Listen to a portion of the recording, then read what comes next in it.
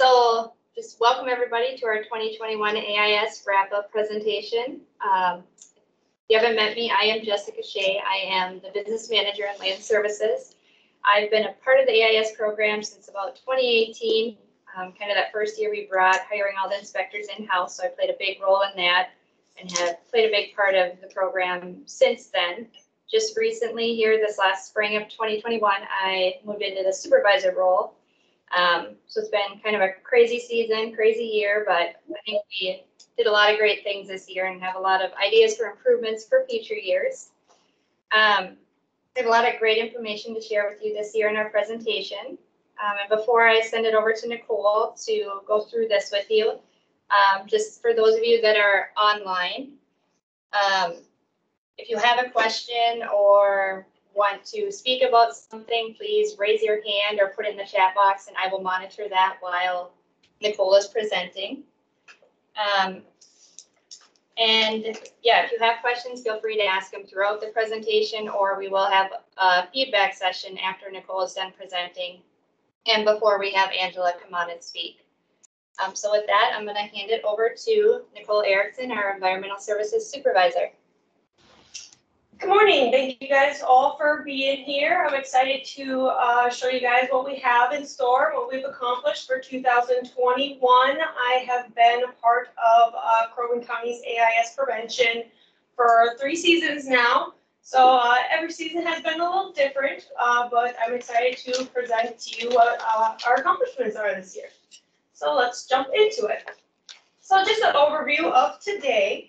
We are going to review the significant changes and accomplishments in our planning process. And then we're going to dive into Watercraft inspector training, our implementation, and some data related to our decontaminations and our inspections. Then we're going to talk about our pilot program, which took off this season, and then some other AIS activities that we accomplished. And then we have some change of behavior survey results. And then we're going to talk about our Eurasian water treatment grants and our early protection information. And then we're going to let you guys kind of have an open discussion with our Lake Association, everybody that's a part of today's meeting, and listen to some comments and feedback to better our seasons for the next upcoming year. And then after that, we do have our guest speaker, Angelique Dyberd, sorry if I pronounced that name wrong, and she's going to talk about the Pelican Lake Zebra Mussel Research Project that was accomplished this summer. And then we're just going to talk about next steps about what to expect for 2022, and we'll have some final questions at the end. So our significant changes and accomplishments this year. We allocated 17,040 watercraft inspection hours. This is the same as 2020, so we did not see a change there. We did offer third-year inspectors to have an increase of pay this year. And so we thought that, hey, they're coming back every year. We wanted to increase their pay because they've been with our program and they're familiar with the protocols in place. We also hired a lead AIS inspector to assist myself in the coordination of the program. These duties included spot checks of inspectors at all the different accesses, some education and outreach, inspector training. This lead inspector also helped me out a lot with fishing tournaments in our pilot program this year and working close with our decontamination stations in the county. We also increased our signage and information on decontamination units, which I'll dive into more during the presentation. We did increase our education and outreach awareness, which has been difficult, with the COVID, but here are some pictures that, and I have some more information during my presentation about some of the outreach that we participated this year. And then the county also, implemented our, with a Minnesota DNR local grant, start a pilot program highlighting community-based social marketing, which I'll dive into. And then during peak season, we employed 47 watercraft inspectors and provided hands-on training and education material.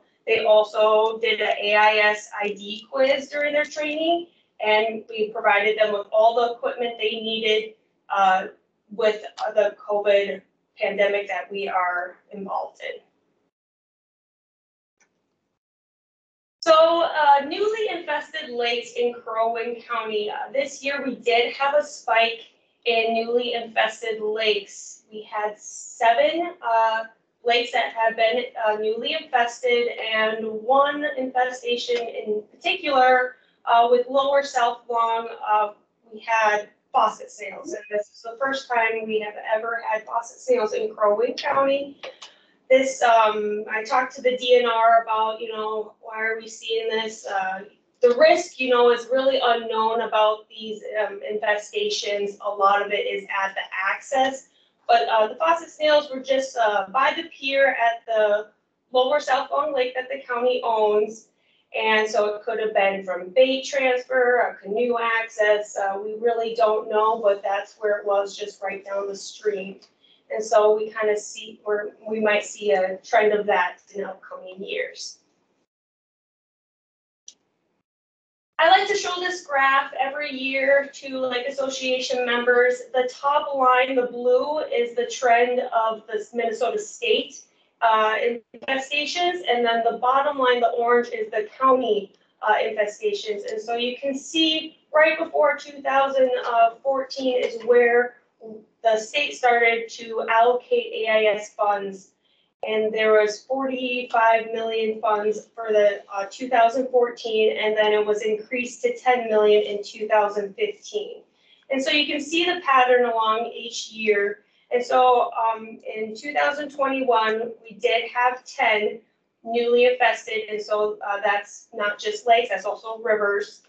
And we also see a kind of spike up into the Minnesota, the statewide infested lakes.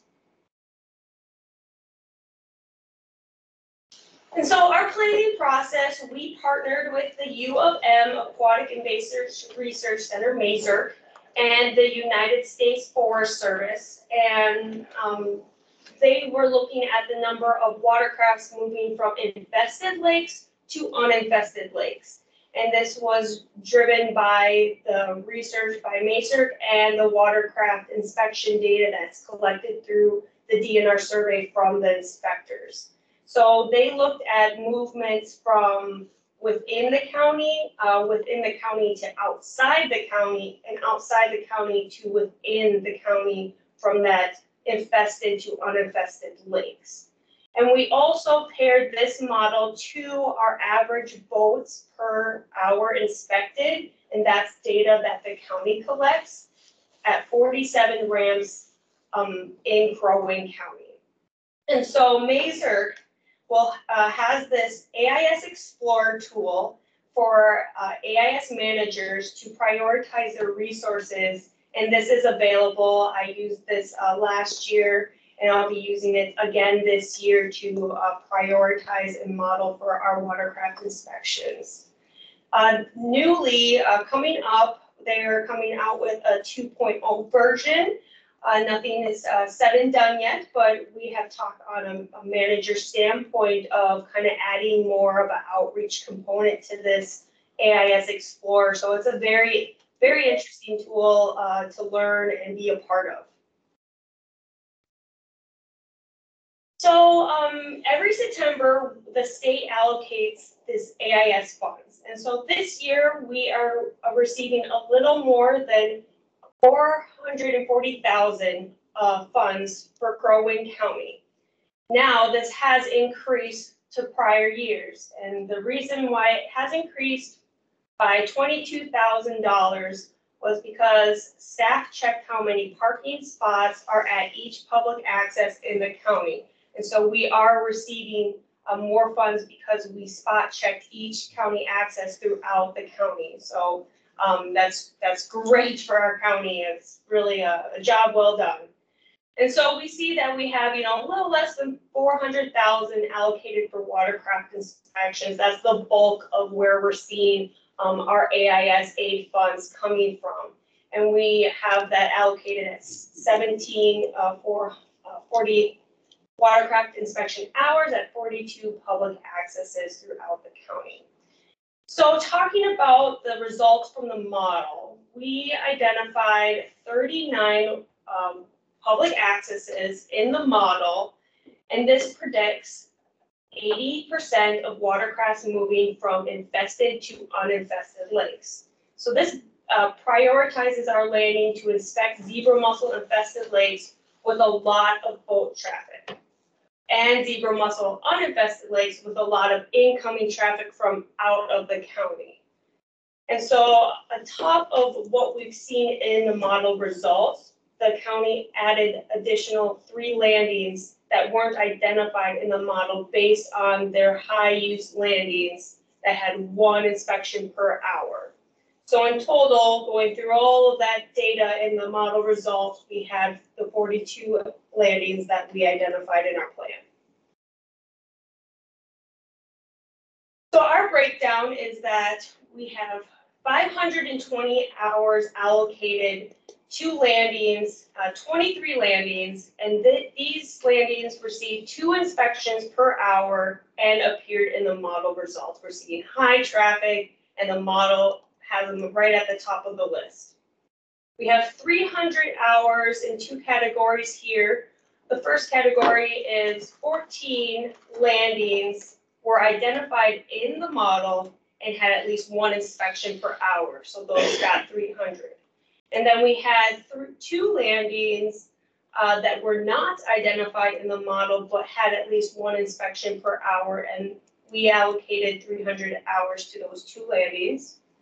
And then we had 2 landings, 100 hours at, that had inspection hour data that were identified in the model.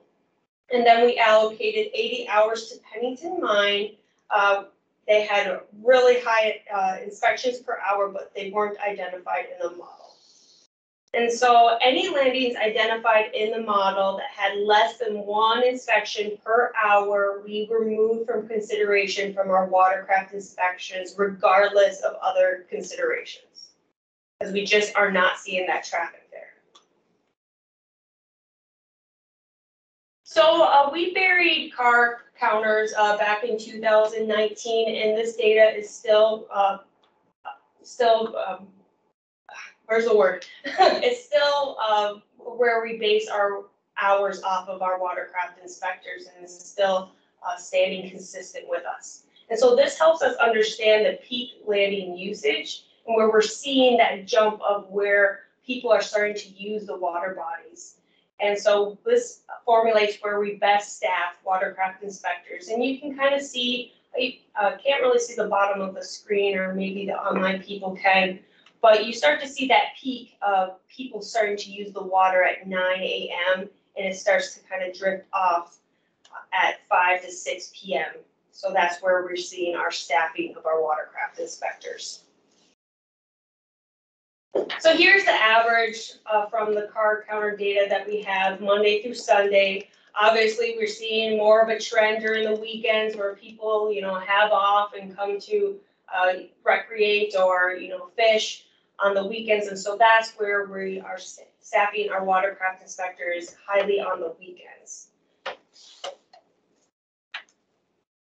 So this is the map of our 2021 Crow Wing County watercraft inspection hours. We have the 42 accesses all identified on this map.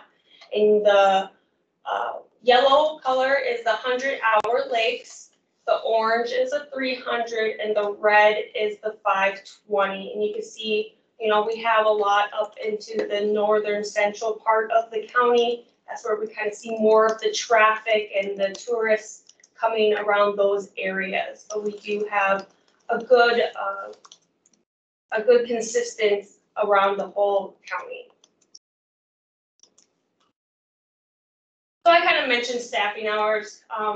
We're giving those 520-hour lakes at 9 a.m. to 6 p.m. Friday through Sunday, starting fishing opener going through the end of September. This includes all holidays. The 300-hour lakes, we have 9 to 5, Saturday to Sunday, same schedule. And then our 80 to 100-hour lakes is a 10-hour shift, 9 to 7, and that's basically focusing on the weekends during the holidays. And so times do vary depending on Lake Association expanded coverage requests at the landings.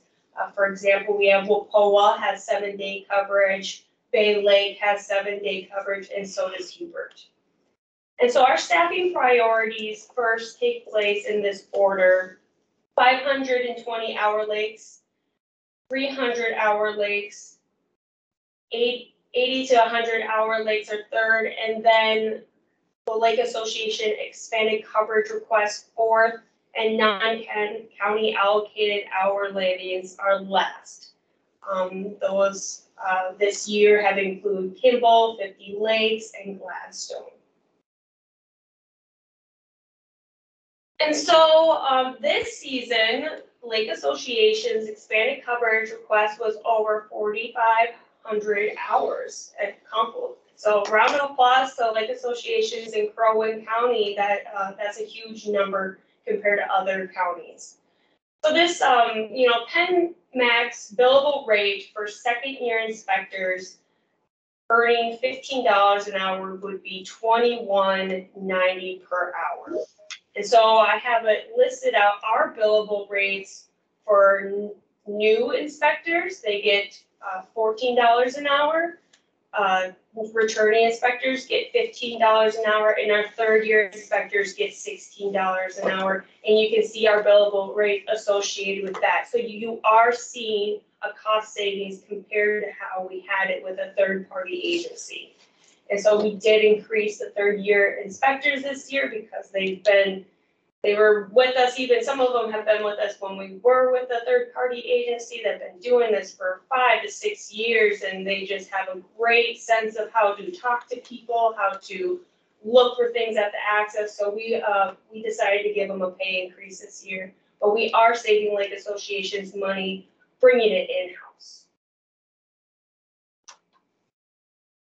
So I wanted to share the top highest inspection hour lakes that I have seen. We have North Long Merrifield that took #1 this year, Gall East #2, and Mille Lacs Garrison Wayside. I thought it was kind of interesting to see that Rabbit came into the top 10. I'm thinking that has something to do with maybe there's not a lot of lakes in the Crosby area, and that's getting more tourists coming to do bike trails, and it's kind of getting more developed over there. So I'm seeing that kind of trend, and so you start to see these trends over the last 3 years of the inspections per hour, what we're seeing and how we're basing these allocated hours on. And so inspections in 2019, without a COVID year, we're seeing it just shy of 5,000. In a COVID year of 2020, we were seeing just shy of 65,000. So a big jump there, 15,000 inspections just from a regular year to a COVID year. And then this year we started to see more of a trend of a normal year. It is a little more increased than 2019 with a little more than 55,000. But if a Lake Association member or association wants some specific data on their lake, please contact me directly. I would love to work with you.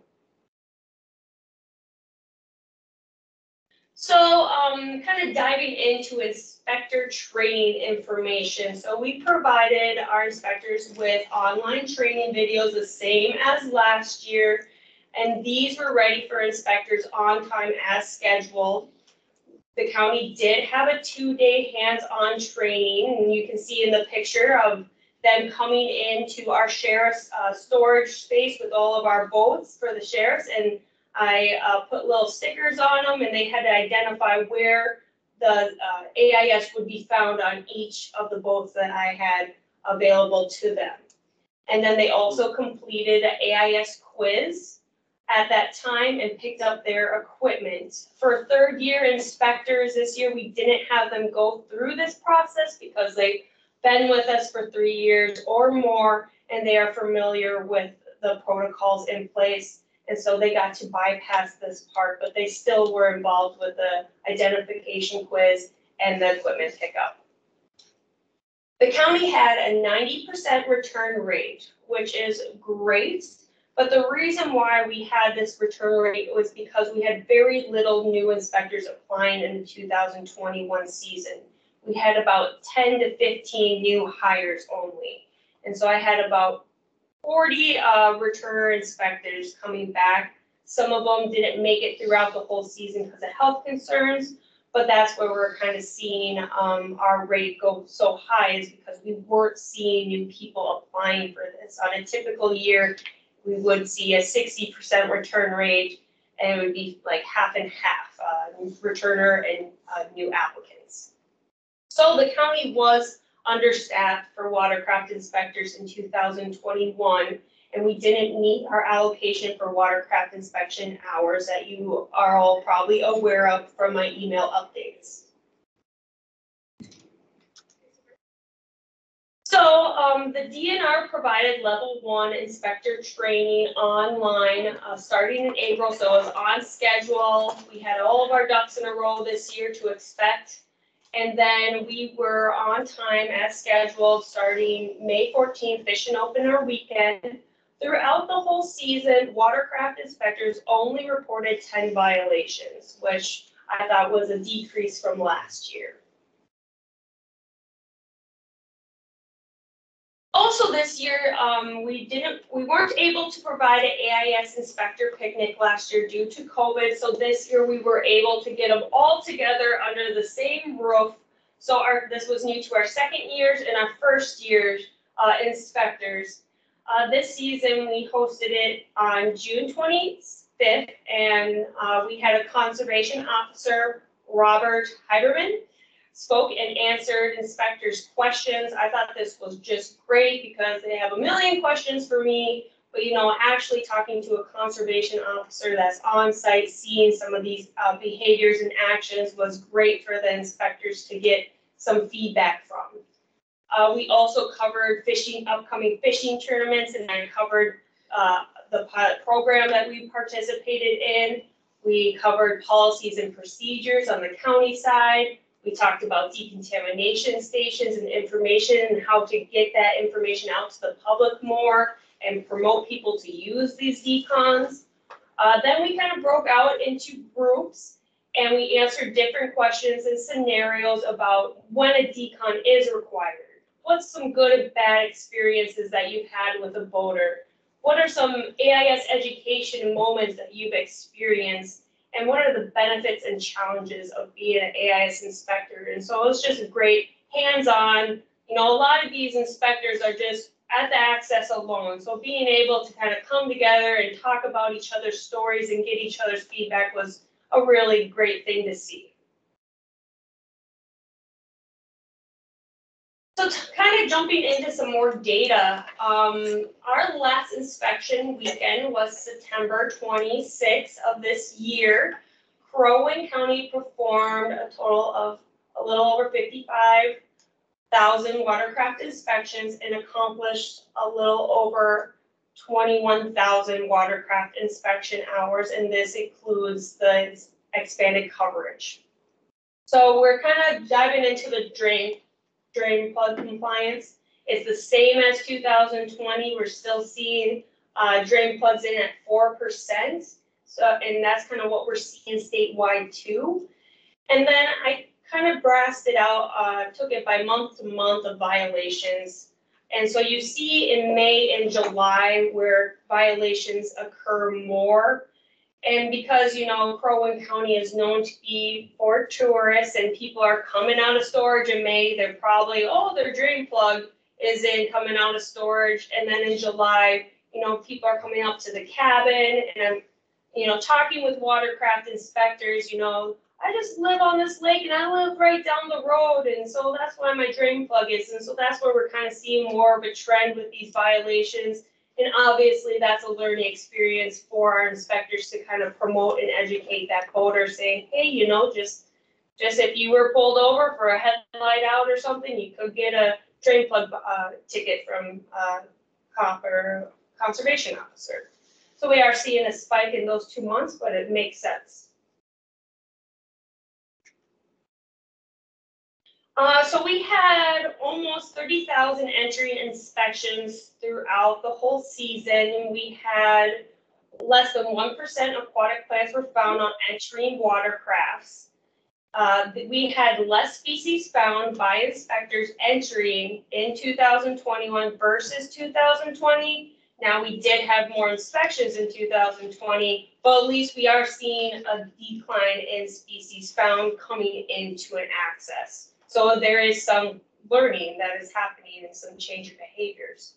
We did see a slight increase in zebra mussel removable by hand. I think that this has something to do with, providing hands-on training, talking with inspectors, having those spot checks, and, really working with them to show them what to look for on watercrafts when they're performing watercraft inspections. So this isn't nothing to be concerned about. So exiting, we are seeing almost 25,000 exiting inspections this year. We did have more species found by inspectors, but we had a really increase of plants removable by hand. We are my thoughts is that we're seeing this increase because water levels were really low this year, so plants, were growing more. And obviously when a watercraft inspector is recording, they're recording everything that's found, but they're working with that boater so that they are compliant when they leave the access. So these people aren't going down the road with all these weeds or water, they're working with the watercraft inspectors, just something that's recorded at the time. And if the weeds are not removable by hand, same with zebra mussels, that inspector will give them a form to go to the closest decon to make sure that their watercraft is clean before launching again. Our Cross Lake Decontamination Station is located just south of Cross Lake, right behind the Cross Lake Joint Highway Maintenance Facility. And we allocated a little over $29,000 for our decontaminations in the county in our AIS prevention plan. And so this Cross Lake Decon was operated Memorial Weekend and went through the end of September.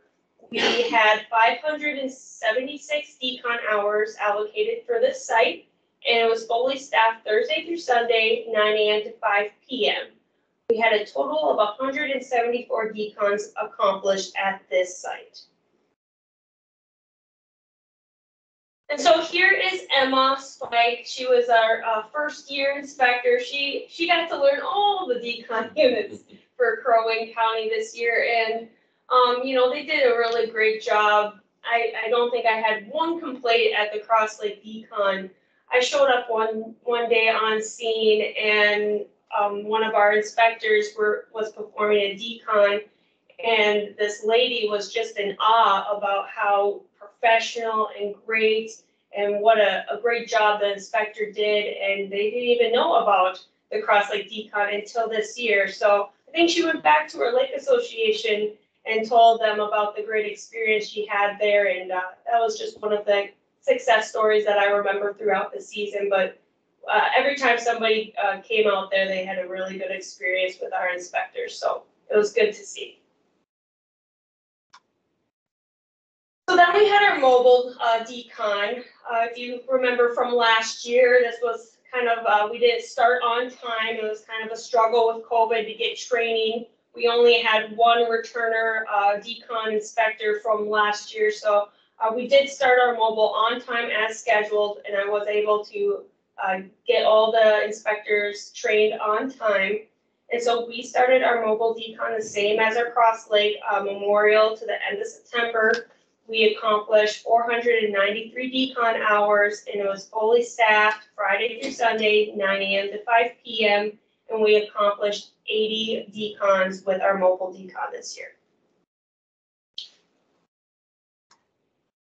So the Minnesota DNR approved our mobile decon stations to be placed at the following accesses. We had Edward, and that was our most decons that we had performed, 29. We had it at Upper South Long, which was 23 decons, our second. Lower Hay, which was 12 decons. And then Lower Collin and Pelican Halverson Bay had 8 decons each. And so I kind of put them in order of the decons accomplished. And the mobile decon station is limited to these locations due to water runoff requirements. The county would need to purchase a reclaim mat to recycle the water.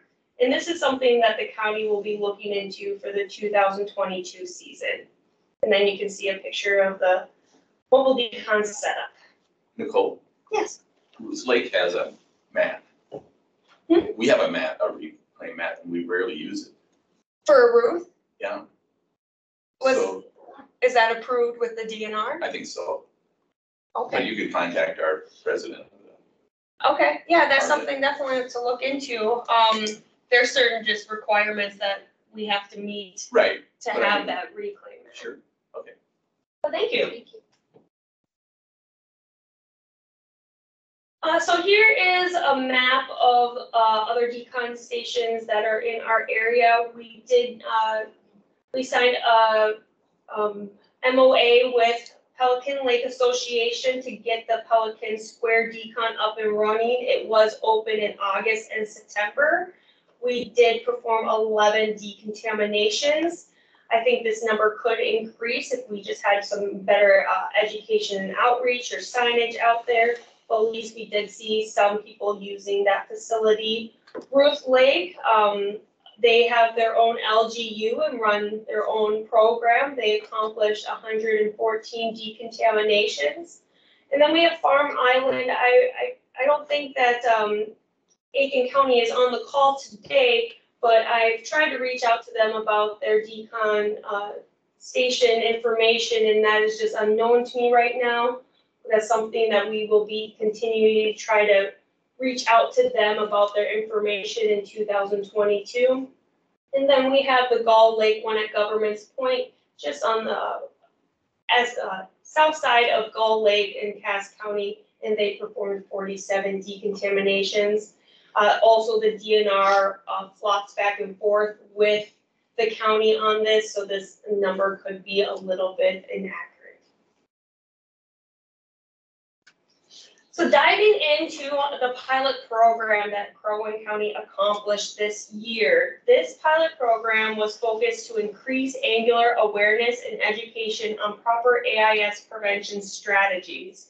So the purpose of this pilot program was to target fishing tournaments in the county and improve their knowledge on AIS and provide anglers with the right equipment to change their behaviors. So you can see in this picture, this is everything that the angler kit provided was in these kits. And so we had the angler bag with a towel, sponge, flashlight, bait bag, AIS watch cards, contact information for myself, education materials, our decontamination hotline card, and a lot more. So this was a really great starter kit to provide to these anglers, and we saw some really good success.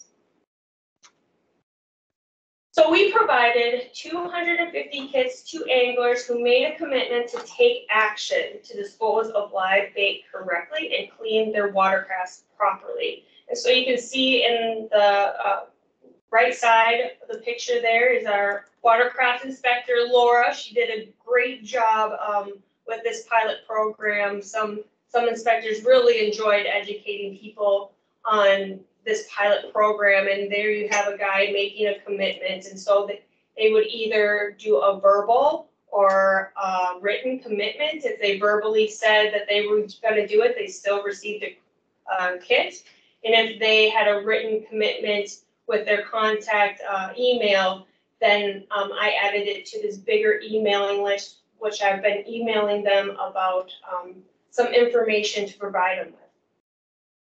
So kind of touching base on my goal for this pilot program is to provide anglers with updates on AIS, new cleaning equipment for watercrafts, decontamination information, county AIS events, also incentive programs, and Minnesota DNR workshops. And so that is another, provided list of people that I can target.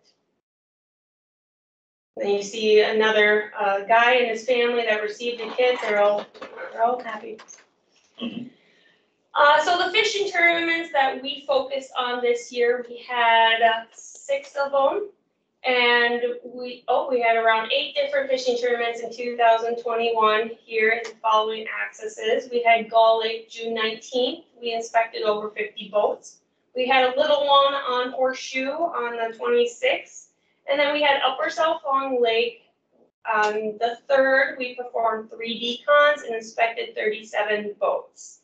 We started implementing our pilot program on the whitefish chain on July 18th for student anglers, and we had 28 commitments. There was still some learning opportunities right now. There was a lot of learning with this pilot program. And then we focused on Rice Lake on August 14th. We handed out 19 angler kits here. And then we had Platte Lake on the 21st. Handed out 22 angler kits. The county kind of saw, though, that there was more success passing out angler kits at the landings without a fishing tournament present. We handed out about 181 angler kits at multiple locations throughout the county. So, we're kind of seeing that people were really involved in the fishing tournament and didn't really have time for any education and outreach for us, but when they're just, at the fishing locations and at the accesses on their own, that we saw more of a presence in their involvement in this pilot program. So here's some pictures that I've accumulated from inspectors, some families, and using the Watercraft inspector kits. I got really good feedback from this pilot program, and the kits turned out great. It's kind of a unique logo that the county produced.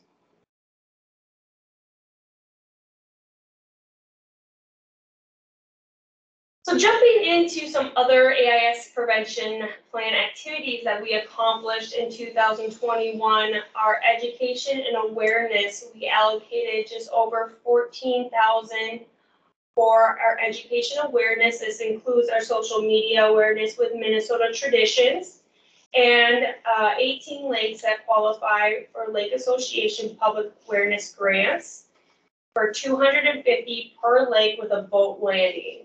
Currently, 8 lakes have taken advantage of this, and Wacola just submitted their grant for review. So this is still up for grabs for Lake Association members that haven't taken a part in this. We will be looking for the deadline coming up. We did install 42 decon hotline signs at the county's core landings. We provided over 500 AIS coloring books to kids during the season, and we participated in Nisswa Nature Camp with 15 children who learned about AIS, and I got some great photos. And then I participated in 4 Lake Association presentations this summer, and we also highlighted AIS at our county fair this year. The county also continued to host Starry Trek in 2021 to get the public more involved in the search for AIS across the county. And then we had our AIS survey in August, passed out by inspectors. And so I have a little slide and information on all of these topics. So starting with our social media awareness with Minnesota Traditions, this is the summary from August 2021, and you can kind of see where they highlighted certain parts and have increased their followers and impressions, and so that is continually engaging people to do the right thing in protecting our waters. We have committed $8,600 of this allocation to continue our important partnership with Mississippi Headwaters Board through their Minnesota Traditions campaign. 6 counties also support this campaign, including Cass, Morrison, Aiken, Todd, Douglas, and Beltrami. And then they did an article on one of our lead inspector this year, focusing around our pilot program and our fishing tournaments, which is posted on their website. And just a week ago, I did some videos about education and outreach and did a recording with Minnesota Traditions on AIS awareness and prevention. And so there's a link, and this will also be provided to lake associations if interested. So we allocated $4,500 on a first come first served basis for our AIS Awareness Grant opportunity. We still have 34 funds available for lake associations in 2021. So if you have some education and outreach that you completed this year, please contact me and get those submitted by November 1st to receive those funds. We have this for 18 lakes. That's a part of our plan. And so we do see Bay Lake and Crooked Portage Lake Associations handed out these spiny water flea towels, which is on the lower left. Usually they're yellow, but I think Bay Lake handed out a lot of them, and so did Crooked. So we're seeing them taking a part in that. Emily Lake Association purchased an AIS ad in the Northland Press on the right. Fall is time to inspect your watercraft and equipment, and kind of some extra steps on what to do. And then we are also seeing Upper and Lower Mission and 50 Lakes Association providing their members with the AIS newsletter in the summer and winter to update them on proper procedures and information. So please take advantage of this opportunity. We installed 42 decon hotline signs at our core county landings. The picture is on the left, Protect Our Lakes. It has information about our Cross Lake decon, where there's an address provided, and our interactive maps for the county and the Minnesota DNR. This year, we also offered a texting service, which was new from previous years. And so we added this to our decon signs this year. We also provided inspectors with handout cards at the access, wallet, and rec cards. And then you can kind of see to the right is where those signs are located at the access. AIS Outreach and Education activities. This has to be one of my favorite things to do, is teaching kids about AIS. It's just a great learning opportunity. But we participated in a NISWA nature camp with 15 kids who learned about AIS. And so they sat down with me in a classroom style. I had 2 different groups, and we looked at every AIS species. And then they also got to color in AIS coloring book. And then the second half of the day, we took them on the dock, and they got to throw the rakes and find zebra mussels, and they were just having a heyday. They sent me some great cards thanking me for teaching them about AIS. So it was a very wonderful event to participate in. Watercraft inspectors also passed out over 500 AIS towels to people, and we did pass out 500 coloring books to children over the 4th of July weekend. And so we see one of them coloring a zebra mussel and wearing a Crow Wing County I Will Clean, Drain, Dry sticker.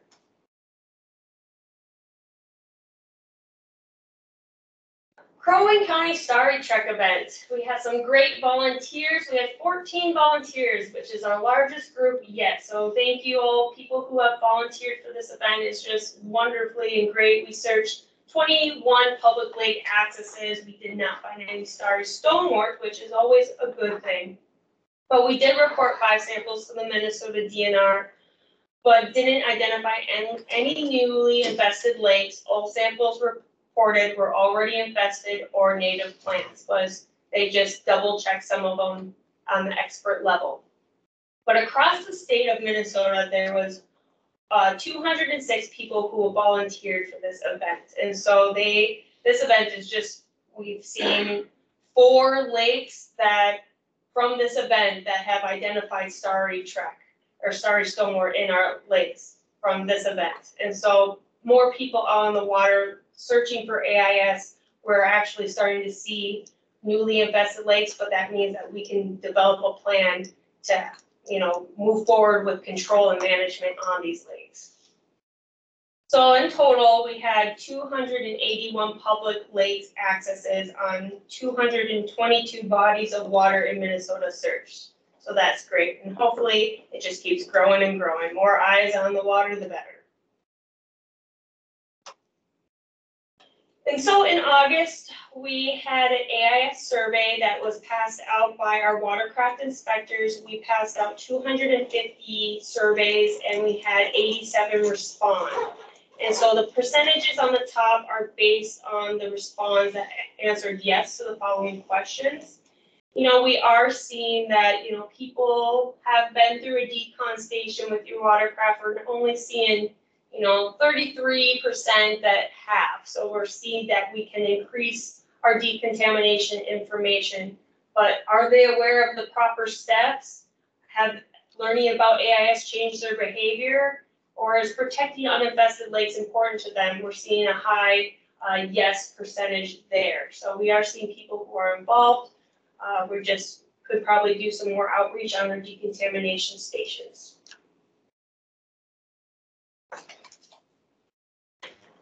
So here, voters mark the following actions when they have changed when self-inspecting their own watercraft. So starting from the top, people are visually inspecting their boats and trailers and equipment. They're draining their water from their live wells, containers, lowering that unit down, physically removing AIS from their boats and trailers, avoiding releasing unwanted bait into the water. And, we're seeing them not, avoiding boats in AIS infested waters, rinsing their boat with hot water, flushing their motors, cooling system. So this is kind of the trend that we're seeing them, that the behaviors that they're actually taking and the ones that they can grow and we can educate them on more.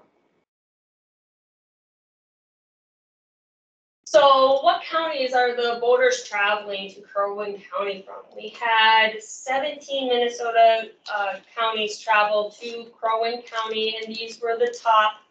Same as last year, Hennepin County, 28%, Sherburne County, Washington. So, this shows us that, hey, maybe partnering with some of these counties on AIS prevention and education could help our program and help their program and protect our lakes. So this is a good way to see trends on what counties are visiting Crow Wing County.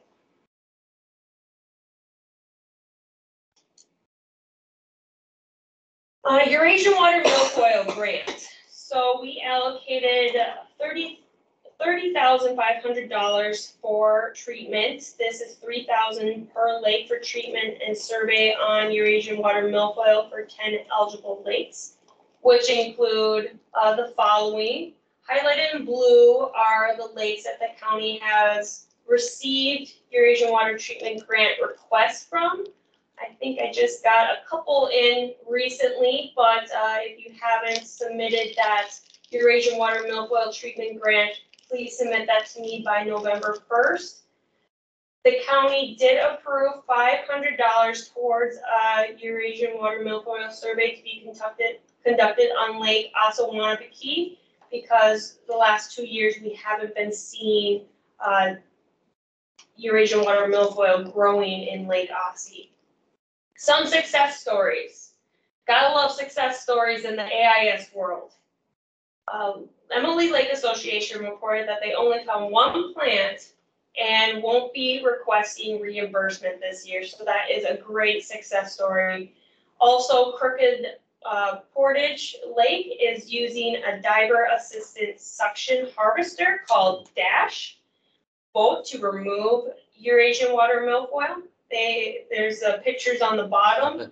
The left picture is their Dash. It was an old pontoon that they crafted to suction, and they have divers and kayaks to suction the Eurasian water milfoil from the lake, and they went through training with the Minnesota DNR, and they've been following all the procedures in place. And then on the right, you see how much they have harvested.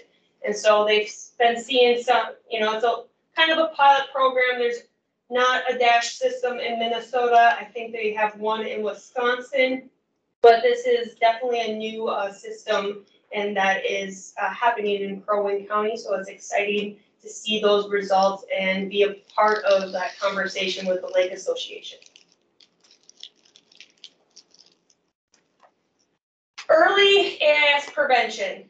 So we allocated $4,500. We had 19 lakes that were tested for zebra mussel villagers in 2021, and 4 lakes, and this 19 also included spiny water flea testing. And then we had 4 lakes that were just tested for spiny water flea. So in total, we had 23 lakes that were tested for AIS early prevention. And we had negative results on all of these test results. And then also this year, our guest speaker, Angelique, she did the Pelican Lake zebra mussel research on refining copper-based treatment to suppress zebra mussel populations. And also from Mazurk this year at the 2021 showcase, Pelican Lake Association was honored for the AIS research support that they have been contributing to Mazurk. So that was definitely some highlighted credit that we got in Crow Wing County, and we're just really happy to have that in our county and be involved in that conversation. So that is all I have to present on the cannot say the word today. The significant changes and the accomplishments that we had in 2021. And so we're going to kind of switch gears here, and we would love to hear the Lake Association's feedback on the things that I have presented, and this is what we'll do moving forward. So. Yeah, we set aside about an hour of time here. We'll definitely take a break, obviously, if we don't use the whole time we have set up here, because we have Angelique coming in at 11. So we have about an hour that we can just get your guys' feedback. We have a few different topics we can kind of get the conversation going on. And then if we kind of finish that early, we'll take a break before Angelique presents. And she'll be on Teams here. She's not going to be in person today. So yeah, any kind of feedback on how things went on your lake in particular, any success stories you heard, any missed opportunities you think maybe we could have done better on our side, anything you've heard from others that you think we should implement, any kind of feedback to help our program. Or a number of like we have talked with inspectors. I'm a volunteer inspector, so is my wife and one other guy. When we have the lake association meetings, we try to get people to get involved. Yep. Nobody's getting involved.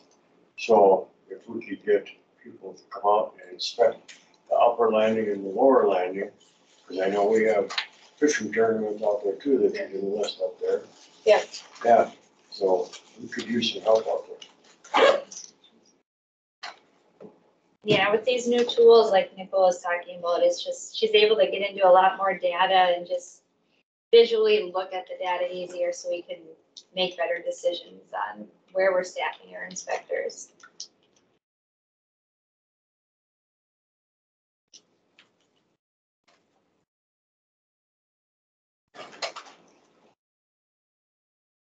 Nobody else? We did that good this year. Well, I guess from a 50 lake standpoint, you had to pull our inspector that was assigned to our non-essential or non-core planning's 28 days. Mhm.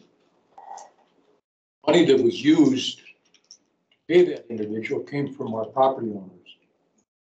We're getting a lot of feedback from our property owners, our taxpayers, and live on the lake about where was that inspector. Now, what you did is you took and you moved them over to East Fox, which is one of your core. Yep. I don't know what we're going to do. We're considering some other options and taking a look at some other different things, but it just was a bad year. And I've talked to Gary Griffin in length about this regarding this, and he knows about it. Yeah. And the problem is, it's a hiring problem all over the state for all different occupations. But You're getting some negative feedback from our property owners and stuff like that. Understand the situation, but also want results, I guess, so. Yeah, like you said, it was a tough year.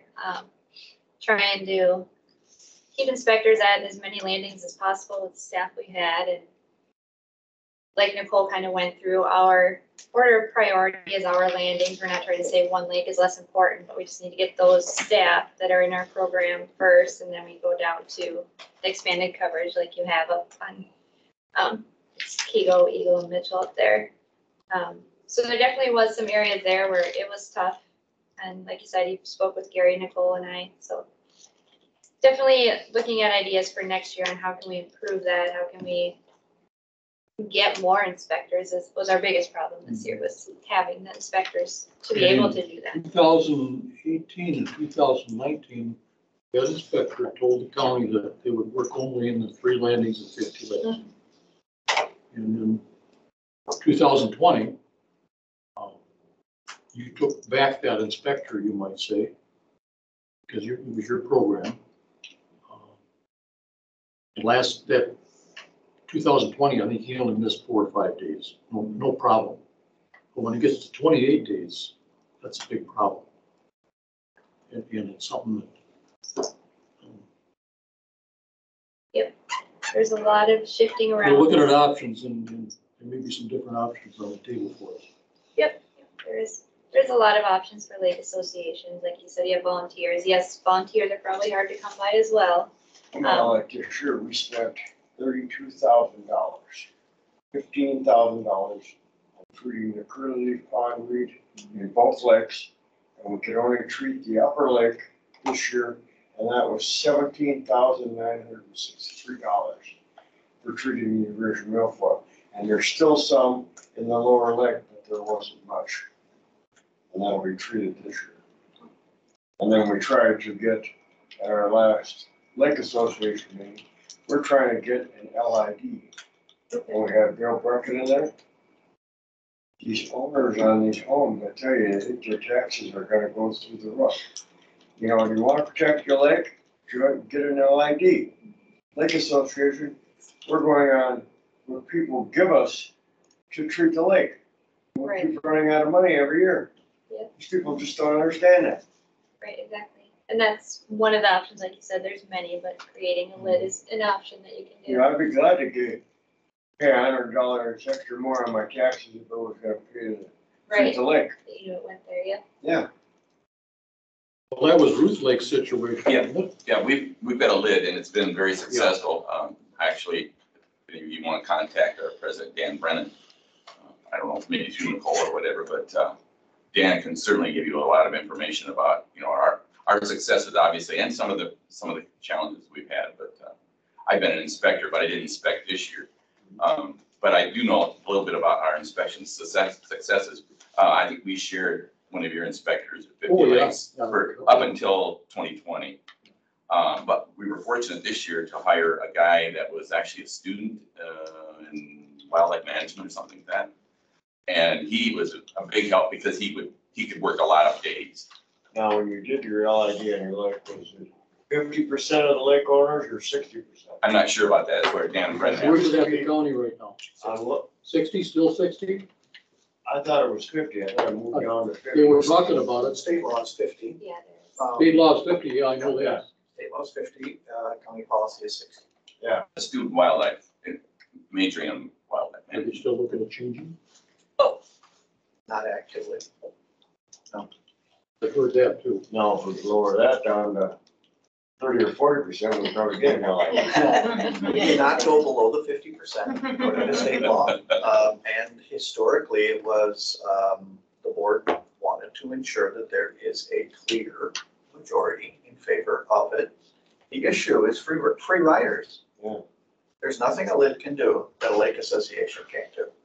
Problem is, you have so many people who won't pay. Right, Those are free riders. Yeah. right. A lid cures that problem. Yep, exactly. That's why it's definitely a Helps. success. That's why, well, that's Ruth Lake got forced into it. You know that because they went through that for Compulsion. many years. That's why we want 60. Yeah. Because it So I will know that compel we people. do a test every year that the DNR sends it to the laboratory, the developers, which are zebra mussels. And Upper Mission Lake, they said within the next 5 years, we'll have zebra mussels there. It doesn't now, but they said within the next 5 years. And that's what I'm saying, if we could get some help from the county, if the inspection rate out there, maybe we can prevent that.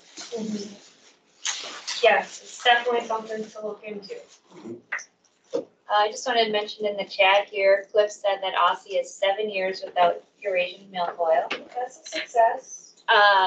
Meg Durer has a question here. What methods were used to test for spiny water fleas, and how did you choose which lakes to look for spiny? So I can take that question on. So we use R&B labs for our spiny water flea and zebra mussel villager testing. I think new last year they added the spiny water flea testing to the zebra mussel villagers that we've had consistent with the program. And basically we tell lake associations, hey, you know, if you buy the proper gear, we'll pay for the sampling and the testing, and we'll go through that process. And so lake associations physically go out there and take these samples and then send it to the office where I send it to R&B labs for testing, so.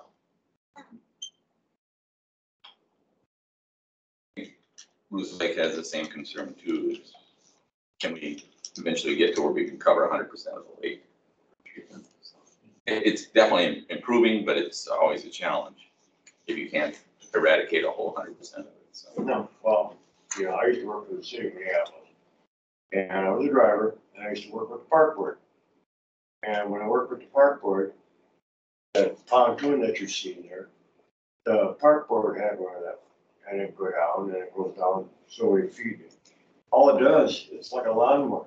Yeah, it doesn't uproot them. It doesn't, all you're doing is like mowing your grass with weeds in it. It's The weeds are just gonna grow. cosmetic. It's just Yeah. cosmetic. Yeah. And then they used to load that on the truck. Mhm. And I used to have to haul that to a special place because they say an inch to an inch and a half piece of Eurasian milfoil, if it gets loose, will respect. Right. That's the That- issue with it. Nasty. Yeah.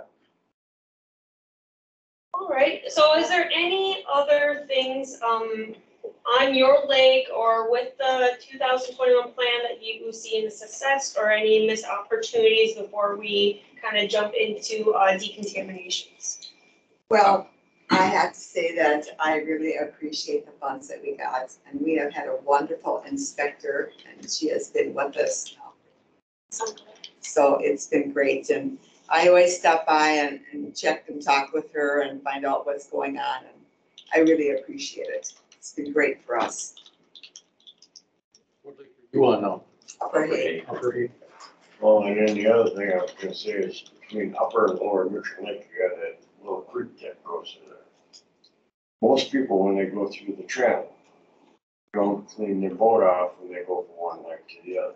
Now, when I go upper and lower, I stop with the motor and neutral, put it back up to make sure I'm not carrying any of the weeds from the lower lake into the upper lake or from the upper lake into the lower lake. And I was asking Nick if we could put something up on the landing or something, a sign that says, would you do this? I think that would Yeah. help too.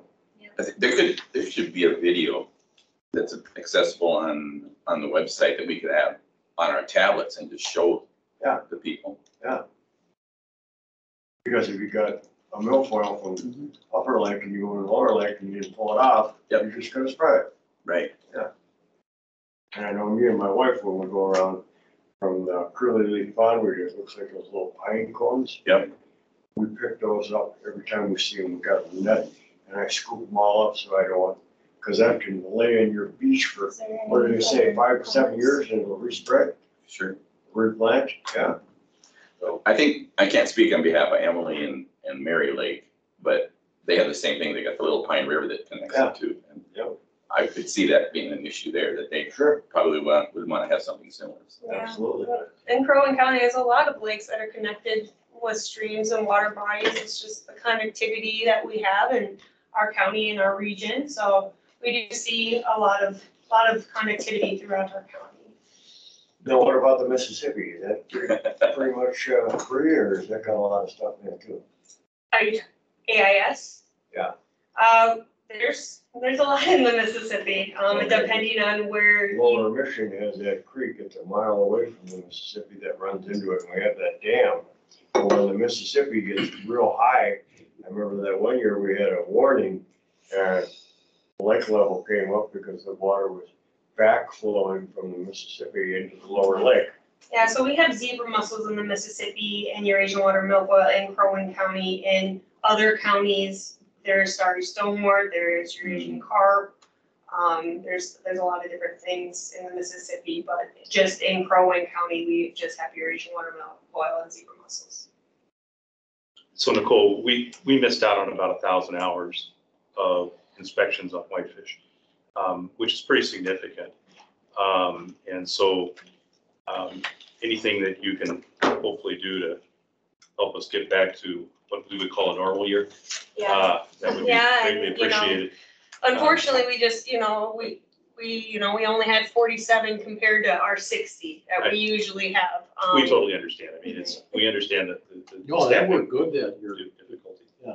The other question I had though has to do with NASER data that you're using. Is there any part of that that judges the risk for starry stonewort spread? With it being in leach and really scared because it's in Mississippi. And so I'm concerned about the cost of trying to mitigate that in whitefish. Yes, I know that I think they added starry stonewort risk to the Watercraft prioritization tab that the model that we use is based off of. And then there's another modeling in that AIS Explorer that has all four, the zebra mussels, Eurasian water milfoil, spiny water flea, and starry stonewort for the risk that it would take to get into the introduction of that lake that we use for our early AIS protection. So like starry track, I try to use that model for people to search these lakes that are more of a risk. So I think they did add starry stonewort into the prioritization for the watercraft inspectors this year. Meg said she can expand on that. You can go ahead, Meg. Oh, hey, everybody. I was just going to say another way that I use the Explorer to think about spiny water flea introduction risk is in the model. There is the introduction risk, which currently only includes zebra mussels and starry stonewort because we have really pretty good distribution data and invasion history on them. But if you are thinking about the individual lake level and the connectivity between leach and your lake, you can still get a lot of good information from the AIS Explorer looking at the actual boater networks, where if you're in that tab of the model, you just click on the lake and you look at the, you can either look at the outgoing boater network from leach or any other spiny infested lake, or you can look at the incoming network to your lake of interest. And if you just kind of know which lakes have these confirmed spiny infestations, and you just look at the thickness of that black line and how many boats are coming, again, it's not giving you numbers of boats coming, it's just showing the proportion of boats coming from one lake to another. But you can make some inferences about spiny risk based on that. And ultimately, we do want to add spiny water flea to that model, but it's going to be a while because the distribution data statewide is so poorly understood. There hasn't been a new spiny infestation added since 2016. So there has to be a lot more survey effort. But yeah, you can still learn a lot. And if anybody wants some tips on exactly how to do that, feel free to shoot me an email and we can set up a little training session. Just to clarify, Dana from Cass County and Leech Lake is not known to have spiny at this time. I think we got a little mixed up between spiny and starry in that conversation. Good point. Yeah, sorry about that, everybody. The lax has spiny. Yes, lax, that's the big concern down in your area. Starry stonewort. One more thing about the inspection missed opportunities. I brought this up at our annual meeting, Ruth Lake Lid. We want to look at possibly having inspectors do half days instead of full days so that we can balance out a schedule. Because I know myself, I would be more than willing to do mornings. And then if I got afternoons to do my other obligations. And things like that I belong to. So. And I know our lid is, we're going to explore that definitely for 2022. Maybe I misunderstood something, but you allocated 17,000 and some inspection hours, is that correct? Mm-hmm. And then later you said you didn't meet whatever? Correct. So how many did you actually perform? So we performed 21,000 inspection hours, but that included the 4,500 of expanded coverage requests. Okay. What I have noticed in our lake is that we have more people fishing in the evening. Coming on like after work probably at 5:30 and then being on there till 9. And we don't have inspection hours for that time, but that's increased in the last couple of years, the evening activity. All right, and just to keep on the schedule and the agenda here, decontamination successes or missed opportunities that you experienced on your lake or throughout the county. I think Ruth Lake has some successes in where they know that we have a mobile unit and that we are available for special decon, say like maybe a fishing tournament. We want to explore that more as a missed opportunity. If there's some way we can get in a network of where we're notified of a fishing tournament group arriving at a lake, so we can have the decon unit there when they arrive, because a lot of times they arrive at 6 in the morning or earlier. And if we could have our unit there upon their arrival, then they'll decon if it's needed. We never have a problem with, you know, the tournament fishermen. That Watercraft did at your lake, I thought it was 14 days that it had to be out of the water before we could go back in the lake. So You said 5. 5 days is the recommended dry time for a watercraft. I thought it was 14. 5 days is the recommended dry time from Minnesota DNR. And it's 21 days for a dock or a lift or any kind of equipment along those lines. I just want to be clear about the tournaments, because a lot of times they start at one lake and they go to several lakes throughout the morning or the whole day. And it'd be nice to know where you're scheduled in that time. I just want to comment on the Breezy Point. I'm Susan Coring from Pelican Lake. Last year, we didn't get it up and running because of the contract, because we pay for the hours since we don't qualify. And this year we did, according to Nicole, 11 decons. I do agree on having more signage. We talked about that. We really didn't pursue. So I guess it's looking at the future and what we can do to expound upon the success of this. Is there, and we know we want to conquer this issue. So It would be good also to have that kind of signage especially at Ruth Lake where we have a mobile unit, but then also letting people know that if we're not there, they can go to to Cross Lake or to Pelican Lake. A lot of time there's boaters going your direction from our right. So. Yeah, and we installed one of our decon hotline signs at the Ruth Lake. Oh, you did? access. Okay.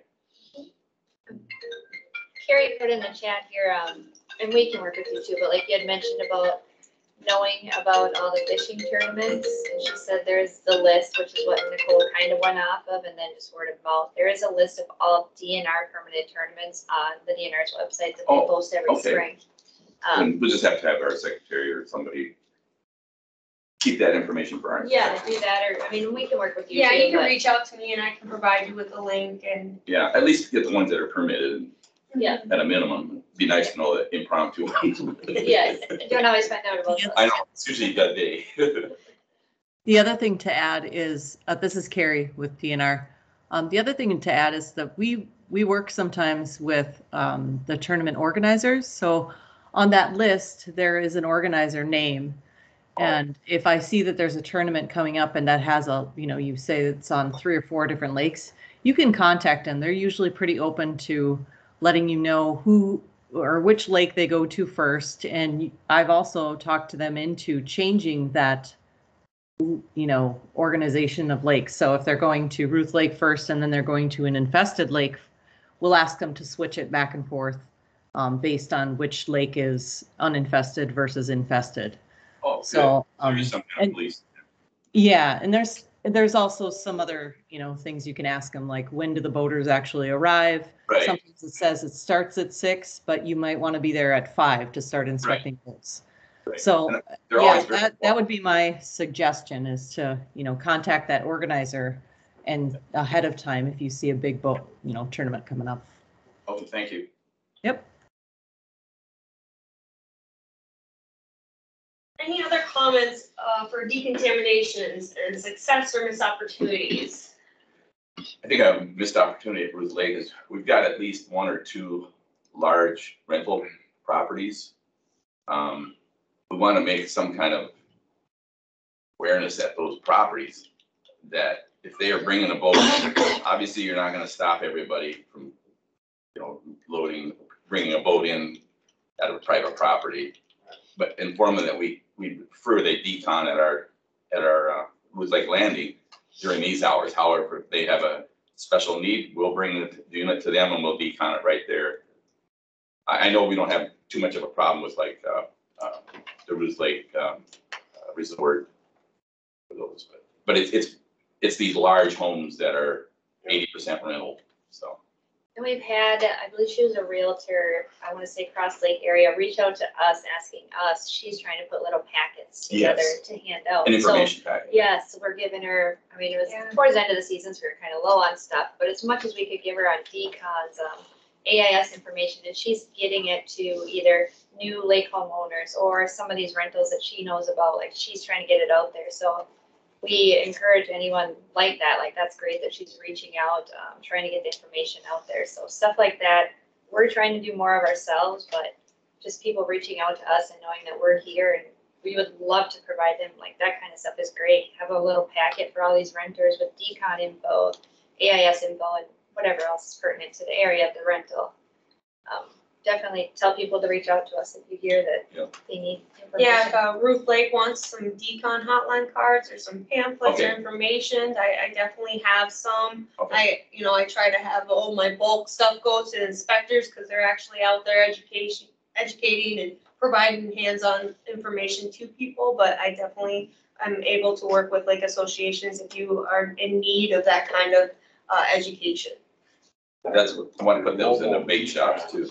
When you Yes, do yes, we do. decontamination, how many can you do before you have to have that mat pumped or wherever you haul it? So our mobile decon has a 400-gallon tank on it, and so we can accomplish 12 decons, 10 to 12 decons, probably comfortably with that decon, depending on if it's a partial or a full.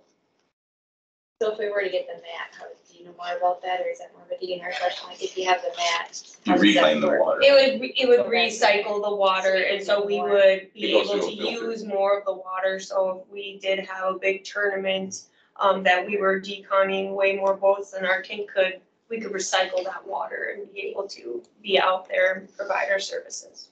I'm not sure about this, but I think the Emily Fire Department or the Outing Fire Department would even assist, to come by the Ruth Lake landing. I'm not sure about that, but Right. those guys are always willing to help. To rebuild the tanks and stuff. All right. Anything else on decon? Carrie put a message in here. She was just kind of mentioning the DNR location map on their website. They have a big interactive map as well, showing their decon locations, when, where they're going to be staffed statewide. We put ours on there, correct? I believe ours are usually on there. We have our own interactive map. We have ours. I think we've maybe discussed the opportunity of maybe kind of talking about combining them, but it's definitely a discussion point. But they have their own interactive map and they kind of set their and clarify me if I'm wrong, Carrie, but they have their own interactive map and they set their decons up on like busy traveled roads. And she's just saying that like, Well- I'll let you go ahead, Carrie. We, our decon schedule, wherever we are, at any point in time, we try and put all of those hours on. So it's not on busy roads necessarily. It's all of the times that our level 2s are out in the field, we try and post it on that site. It's actually got a map with little points on it.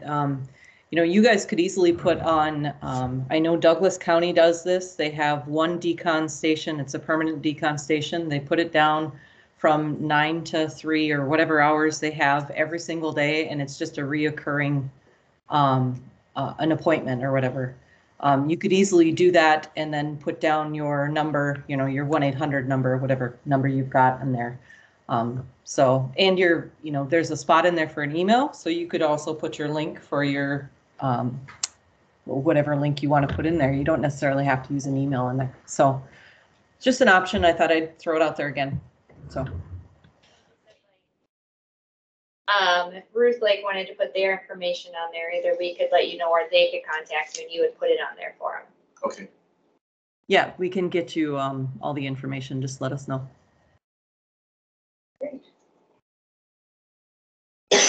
Wonderful.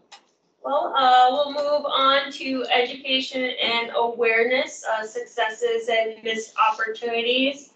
I know, you know, with COVID, it's been a missed opportunity, you know, just getting into school systems and educating kids has been a difficult task. I've been consistently trying to email on like a 3-month basis. I'm trying to do more presentations in the school, being a part of more youth groups in the summertime and camps. But you know, since COVID it has been not the best success. And so if anybody would like to share some success or missed opportunities in this category, please do. Get vaccinated. I think one thing that would be possible is to partner with the ATV clubs and the snowmobile clubs as they have their monthly meetings to have maybe one of the lids or the AIS type inspectors attend one of those meetings just to kind of get them aware, especially ATVs, because they tend to have, just say, riders who don't follow all of the rules and laws. They use the lake to wash their units. So we're more than willing to power wash a ton of ATVs if they just show up. They could. I don't know if like Pelican Lake if they want to do that stuff. I'm just saying they'll fill up the mud trap in a car wash.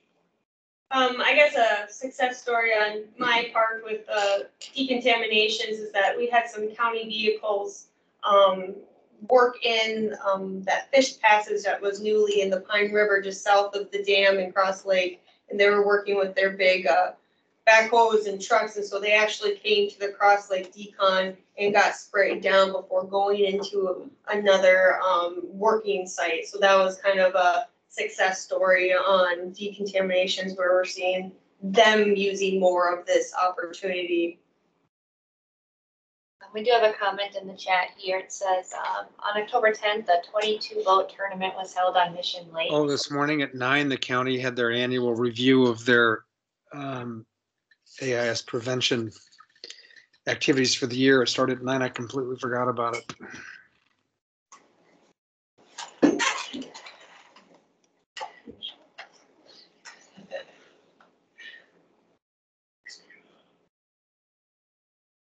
Was there a comment? Sounded like Phil. I think he accidentally joined and didn't know he was on. I got it. I'll go back to the chat here and finish reading that. Sorry. So on the 10th, there was a tournament held on Mission Lakes. They fished a zebra mussel infested lake in the AM and then launched into Mission Lakes within the afternoon. We frequently see small tournaments of less than 25 boat requirements for permitting. So a notice to the lake associations would allow them to staff volunteers at the ramps. Right. So yeah, I I mean, Nicole can verify this, but I think there was a lot more notification to Nicole of these smaller tournaments this year than there has been in the past. A lot of times, like, this was John, we don't know about it. So just getting that word out, if you find out anything, like we've had a few inspectors, I just kind of heard from people going into the lakes, like, hey, there's a fishing tournament this weekend. That inspector would let Nicole know. Like you said, if they're that small, a lot of people don't know about them until like the day of. So Right. figuring out a way to know about these tournaments somehow. It's been a learning opportunity, definitely with this pilot program.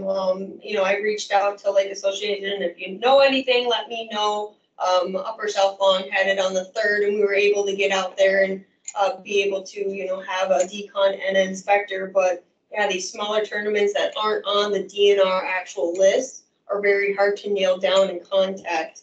I had a few contacts, a few inspectors tell me, and lake associations reach out to me, but I think that's definitely a learning curve, or a missed opportunity of, you know, how can we really get these smaller local fishing tournaments and have them be a part of this kind of prevention of AIS, and so we can all be on the same team. Probably something similar, but not nearly as frequent, are these large family reunions where they bring boats from multiple lakes to maybe one lake for the day, or I would imagine Cross Lake has that happen frequently, so. Does the county have a list of all the VRBOs? We do have a software that we're using that can find them. So we do have a list. The only problem is if they don't list the rental on one of those like vrbo.com or one of those sites, then it won't find them. So that's what that software is doing. It's going out. So we do have a big list of all the rentals, yes, because there is a licensing requirement now required by the county. So we do have that. Yeah. So then my question is, you know, when you talk about education, I don't know if it's possible that all of these owners can get information regarding this. Because, you know, we have a new one on our lake, which, you know, for many people, again, is a problem, kind of. And I see different boats coming into that one. In a week, when we don't have an inspector. So who knows where they're going. So maybe that's a letter that we send to, because I don't know how many, I don't know a number, but many of them, someone owns it that lives in Florida and is never at that house. Right. So making sure we get that information to their manager, whoever's actually taking care Right, of the it. manager. Yeah. Making sure we get the information to the right people. But yeah, it's a great idea. Maybe send a letter to them. That's the issue with the two big homes. Like, The it's a owners remote owner. Yeah. Yeah. But I know the real estate managers, if you contact them, they probably would work with you, so. There was a meeting at Cross Lake Council, I think, back in July with regard to VLBOs. Yep. And I think the county said that there was only 25 registered. I don't know if that's true or not, but I'm just trying to remember some of the numbers and stuff. But the other thing that somebody else said is that they're probably on the chain 250 VLBs. And the county said there were 25. They've only had 25 Registered. registered. And This is the first year for that law. Yeah. It went into effect last January. So you have about 250 on the chain? Well, I don't know if that was just, Yeah. don't quote me on that, but that's the number that somebody estimated that was on the chain. It's entirely possible. I think the 25 was relative to Cross Lake itself. If there were 25 in Cross Lake is the way I took that. But yes, there are a plethora of them on the chain. And, you know, one of the things the county has done in the past is they've had the landscapers and the landscape contractors in for education on zoning and variance rules and that kind of thing. I wonder if there would be possible to have the managers of the VRBOs, the owners, have a program set for them to come in or to do an online class with what the rules are and how to help people understand the problem of AIS, their renters and that kind of thing. That's part of what that kit is for the VRBOs. She's our business relations director. And so she's trying to put that together. Another group that maybe missed opportunities, maybe I'm wrong here, are the dock services and boatlift guys. More than willing to work with with the inspectors. I know like Olslip out of Outing, he basically now has been communicating what lakes he's gonna be on, which weeks, especially in the takeout period. And that's probably when it's most critical that we try to help him on the removal. So Is there a program for those operators to attend an AIS? There is, okay. Yeah, they have to attend a DNR I thought course so. every 3 years, to be an LSP. Right. And so they have to go through AIS prevention. You know, maybe the DNR could speak more about what they really have in play there, but they do have to go through a That's what I course. thought, yeah. They're very cooperative too, and Yeah. nice that group like they Yes. are, so. Under education and awareness successes, we gained on Minnesota Traditions over 6,000 followers this last year. We're finding what's in 2017, there was chatter back and forth on social media about posts because people like to argue and give their own opinion. Right now we're seeing brand ambassadors where somebody will post something they're not sure about and somebody else from the chat will say, oh no, this is a good thing. It's doing like that. So we're seeing a turning point through our social media that people are coming around and they're seeing that this should just be a normal thing because we're trying to get people to, we're not trying to stop the spread of AIS through opportunities to, prevent that to happen.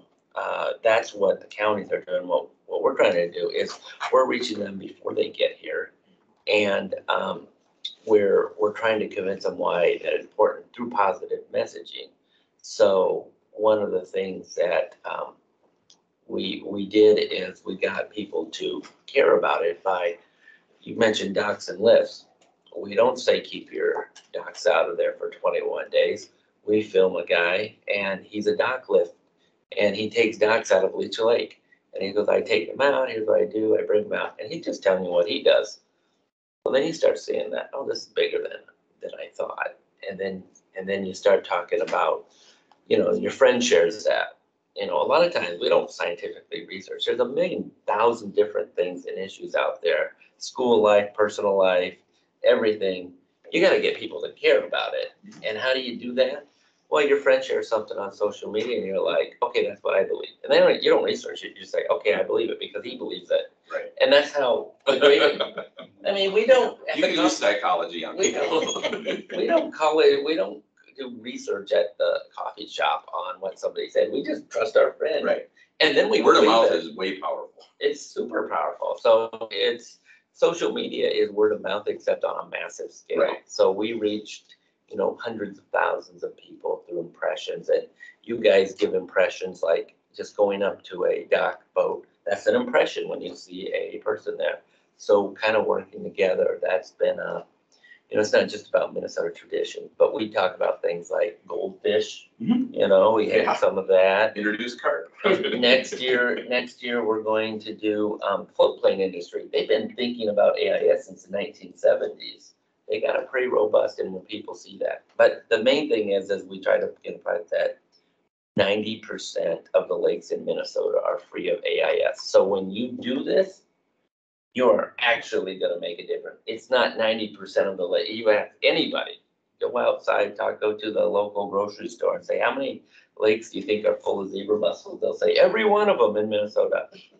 But if you knew that 90% of them weren't, then you would be like, man, so I'm going to make a difference. And that's what positive impact does. Then people are naturally saying, hey, where is that decon unit?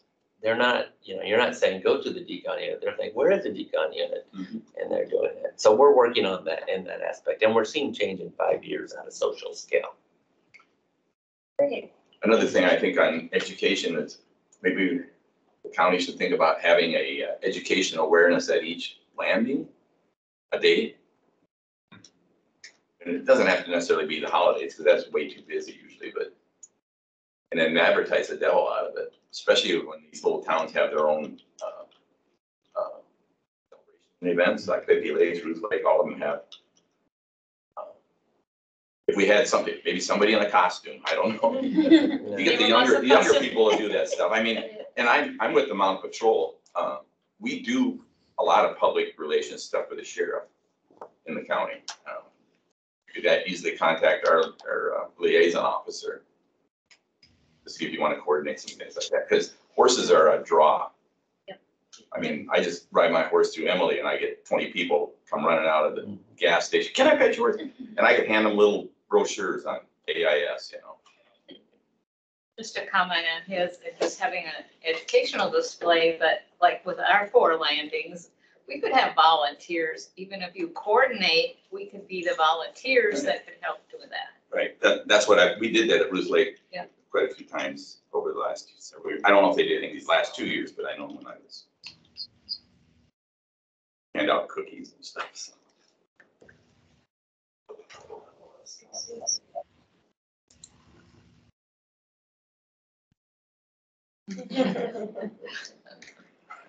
You know what you mean. Close enough. Oh my goodness. Yeah. That was a battle right there. I mentioned in one of the slides about our AIS Awareness Grant opportunities with lake associations, and we're seeing about $3,400 of that not being used. My question for lake associations is, why isn't that opportunity taken advantage of? Is there something else that the lake associations would like to see us use that funding for? I would like to get some feedback from you guys on that kind of missed opportunity that we're kind of seeing on the county side. Well, there again, it's a comment about that opportunity of, let's say, Pelican, and we do 4, we have some education there where it's planned versus just giving them to the inspectors to say hand out, and we really don't know because we're not there to know what's happening, but that would be a way of using the money I see on our lake. Well, way back when, before, I used to have a package, I know, probably go back 2014, 2015, where they just had a package of information, and we had people that would go and hang it on every boat that was or over every trailer that was at the landing. Yeah. And they'd hang it on there. Now, a lot of those probably just looked at them, threw them away, but I'm sure a lot of them, they took a look at, and what is this, and what does it say, and so it's another way to reach out. It's a totally, you don't know what's going to happen. I mean, you can't predict. You don't see. Yeah. Does the county have, to use the money you're talking about, does the county have a, what do you call it, like a booth or a canopy that you can put, like, go to these town celebrations? Yeah, we, I try to partner with the turtle races in this. Yeah. And was at the park down by the lake shore there. It was kind of a missed opportunity because everybody's at the turtle races. Right. They don't want to walk through the tunnel to come to the No, park to learn about. So we have discussed about some opportunities for 2022. Having a booth and a thing highlighting AIS with Crow Wing County, and so we have kind of discussed being right at those social events. Right. Another thing too is even in the wintertime, like Nisswa City Lights, all these things. Think about in the ice fishing tournaments and things like that.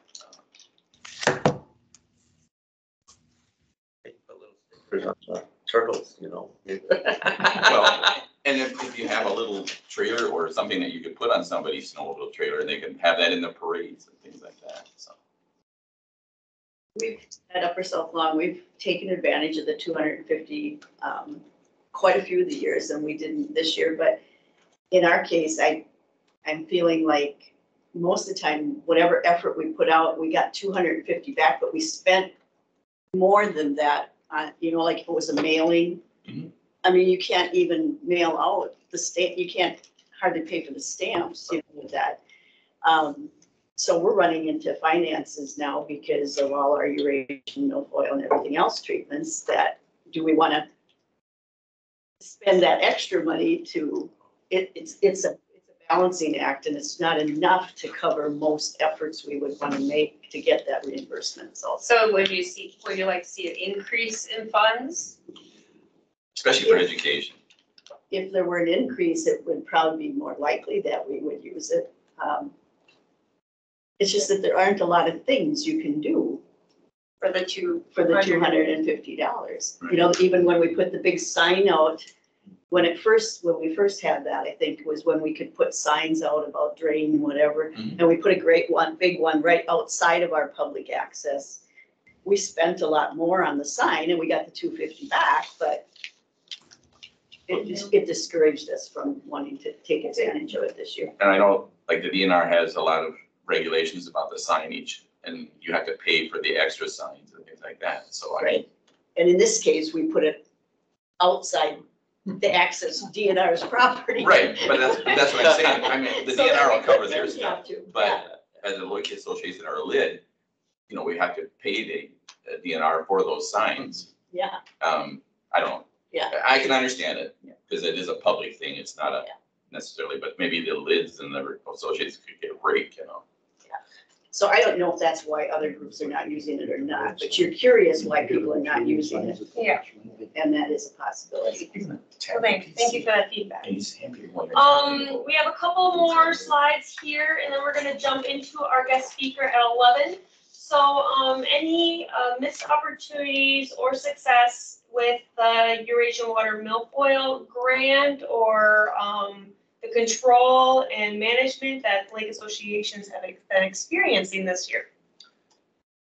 Is it possible for an individual lake owner to get a treatment of their shoreline area when you know you have milfoil, but it's not part of, like, the lid can only do so many acres and you're not in that little zone that they're gonna treat this year? Well, PLM, I have mine treated every. I know, that's what I'm saying, but Yeah. they're not cheap.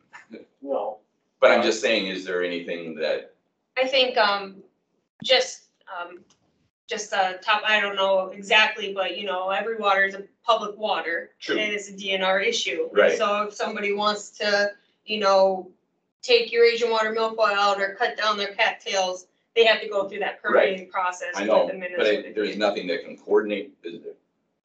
Like, your group with DNR, so.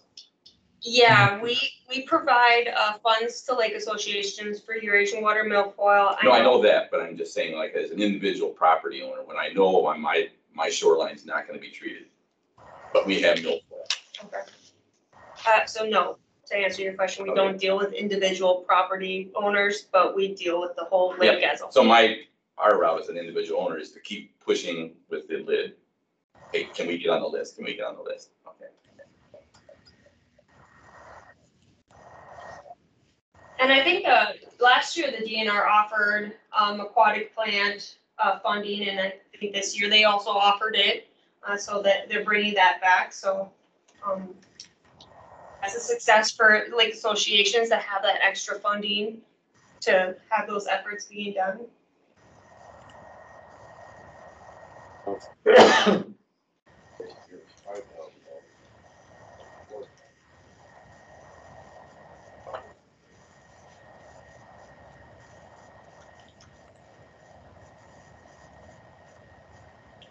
Anything else on milfoil? Did you say in your presentation that milfoil has been declining at a number of lakes? Yeah, so they haven't seen it in Aussie. No, Aussie wasn't the first, but they haven't seen it in Aussie for 7 years now. Mhm. And then I just got a report back from Emily. They did Mary and Right, that's what I was. confused on that. Emily. Mary didn't have any, and then Emily only had one plant, so they didn't ask for reimbursement, and so we're seeing that the control and treatment measures are being successful. Okay. Fine. Can I get a copy of your presentation, or maybe I'm talking? Yeah, this will is being recorded, and a copy will be provided. Okay, that's good enough. Thank you. All right, and then just to end, so any other missed opportunities or successes? How can we benefit our program for future years? what did Crow Wing County do great this year compared to others? Any kind of feedback is definitely helpful for our planning process.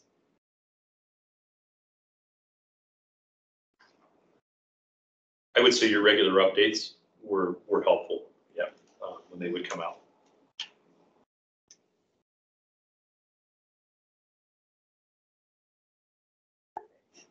Well, that's good. Is it okay if I share your newsletters?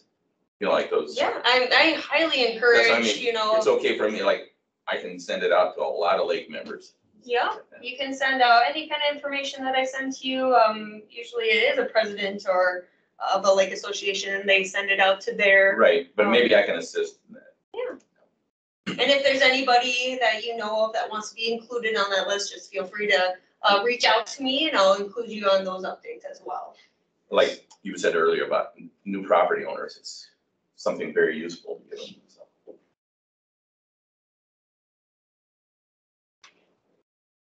Anything else?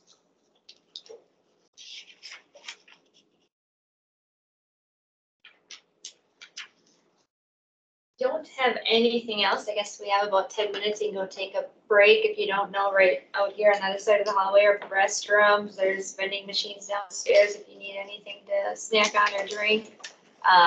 But we have Angelique here at 11 to talk about the zebra mussel project. Yeah, we'll take a 5-minute break and jump into it. Ken Reinhardt. I live here. I've seen you before, but I don't know where. It's not that big of a community. So.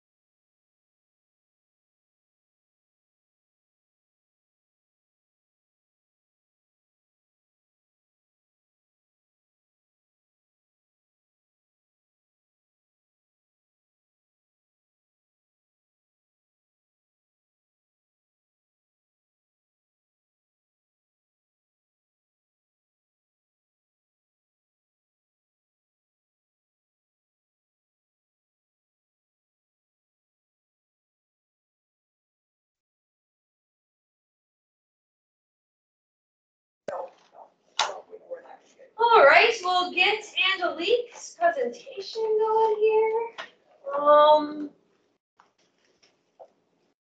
Let's see here. Do you just request control, Angelique? Okay, allow.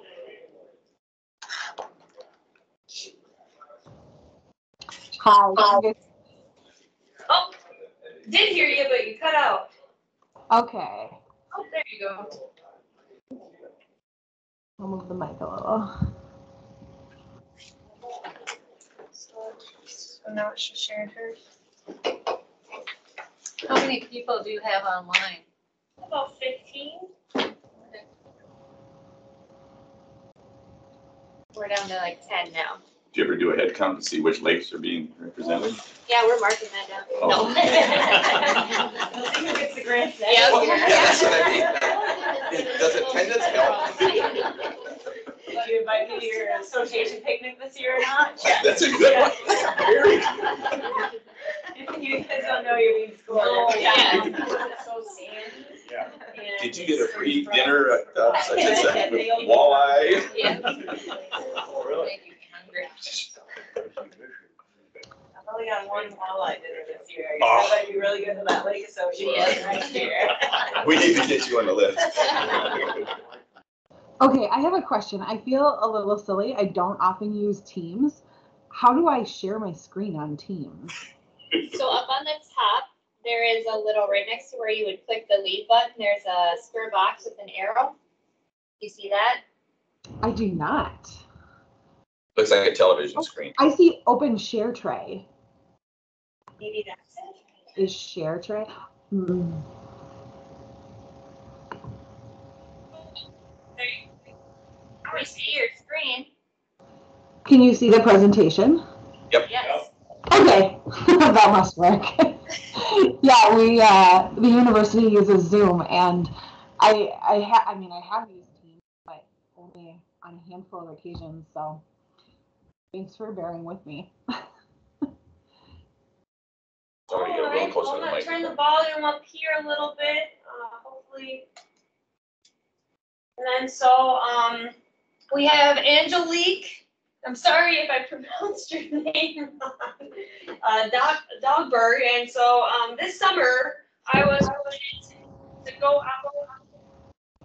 It's fortunate unfortunate to go out there and see the lab on Susan Corey's property and see what they're kind of doing out there and kind of ask her questions and get to meet her in person. So I told her about that we have this wrap-up meeting and that it'd be really great to have her kind of share her findings and information to our lake association since it's kind of right in our county, and I'm sure a lot of people have a lot of questions for her. So I will let you take it from there. Yeah, thank you so much.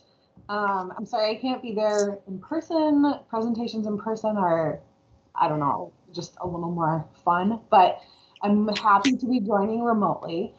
So I am a grad student at the University of Minnesota working on this low dose copper research. And I'm just going to share a little bit about what we've been working on to date and then what we did this past summer up in Crow Wing County, and talk a little bit about some of our like very early findings from this summer. And if any of you were, I know at least one of you was at my showcase presentation. This is fairly similar to that. So hopefully everyone will have some great questions. So I'll just quickly acknowledge I'm just one person on this team of researchers. My co-authors on all of this work are Dr. Nick Phelps, who's my advisor at the university, and then Dr. Diane Waller, who's the lead investigator of the project down at USGS, Matt Barber and Todd Severson, who are also with USGS. And so if I met anyone this past summer, you probably would have met either me or Todd at the trailer, or our undergrad Anna, who was working with us. So funding for this project was provided by the Minnesota Environment and Natural Resources Trust Fund, as recommended by the Minnesota Aquatic Invasive Species Research Center and the Legislative Citizen Commission on Minnesota Resources. We also have funding directly from MASERC, Hennepin County, the Pelican Lakes Association of Crow Wing County, the Fletcher Family Foundation, Bay Lake Improvement Foundation, and others listed on this screen. I'd also like to thank all of the organizations listed up here. And Susan, I see that you are in the audience. Susan was very instrumental in helping us get this work done and hosted our mobile lab this summer. So thank you. You're welcome. See my arm. So just a brief idea of what I'll be covering. I'll go through some background information. I'll cover some of our research on and findings from Lake Minnetonka. I keep bringing up that work on Minnetonka because it really sets the stage for what we have been doing more recently. And then I'll talk about our work predicting minimum concentrations for copper in the mobile lab, which is what we did this past summer, and kind of how that ties into future research plans. And I have to say this, although we will be discussing the effectiveness of a particular molluscicide, or TECQZ, this research is not an endorsement. It's just the product that we're using. So a little bit about copper. I think everyone here is familiar with zebra mussels. Zebra mussels are sensitive to copper and copper-based products. And in fact, a lot of aquatic organisms are. And we have known this and used copper to control aquatic organisms for hundreds of years. Historically, we used copper plating on large ocean-going vessels to prevent the attachment of barnacles. I've seen reports from, as I put up on this screen, the 1700s, but I also saw somewhere else, like Egyptian vessels would use copper to keep barnacles off. So we've been doing this for a very long time. And at some point in the early 1900s, we begin using copper, specifically copper sulfate, in lake management practices. And around 1920, there were a couple lakes in Minnesota and in Wisconsin that started to use copper sulfate to control nuisance algae.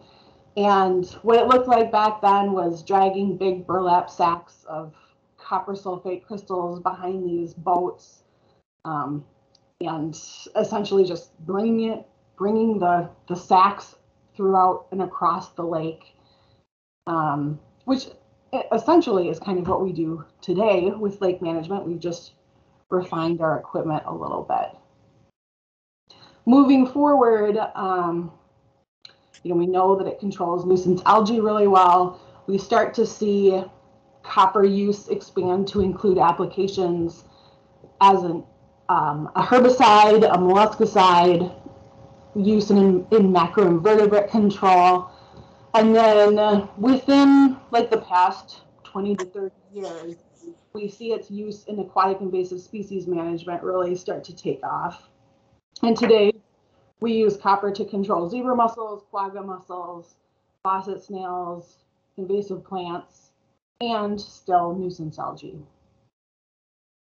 And our research ties in. MASERC began really looking at some of this low-dose work with copper in the early to mid 2010s, so a little less than 10 years. But just to put a time frame on that, we've only had zebra mussels in North America since the late 1980s too. So this has all been like a very rapidly expanding area. So our work started before I joined the university. This has been a partnership between the university and the U.S. Geological Survey for much of this project. And we see beginning back around 2016, some lab and small scale field experiments done. And at that point, our researchers on the team, I guess, looked at the effects of temperature and exposure duration of some of these products on zebra mussel eradication. And they did some limited scale zebra mussel work in enclosures in Lake Minnetonka, looking at the sensitivity of adults versus veligers, that larval life stage. And what we found was that, yes, copper is very good at controlling zebra mussels, and the lethal concentration needed to kill 50% of veligers was 64 times lower than the concentration needed to kill 50% of adults, indicating that veligers are much more sensitive than adults. And so that led to then all of our work with low dose copper targeting that veliger life stage. And we went to Lake Minnetonka in 2019, and I will briefly go over what we worked on in Lake Minnetonka. So our research objectives at that point in this research were to evaluate the effectiveness of low dose concentrations of copper for veliger suppression, to measure the response of non-target organisms to the treatment, because we do know that many organisms do respond to copper, and ultimately we're trying to control zebra mussels to make lake conditions better, not worse. And we wanted to see whether the veliger suppression would result in decreased zebra mussel density a year later, so sort of long-term effects, and if we could detect sort of this prolonged benefit to native communities. So this application, we did an application, it was 10 times lower than previous application rates. The product was only applied to the top stratified layer of the lake, so it was a limited amount of product. And this strategy that we were working on and are still looking at would be employed in an early detection scenario. So I do like to stress, like, this is for not in an early detection scenario. This is for a well-established population with a robust veliger number and presence.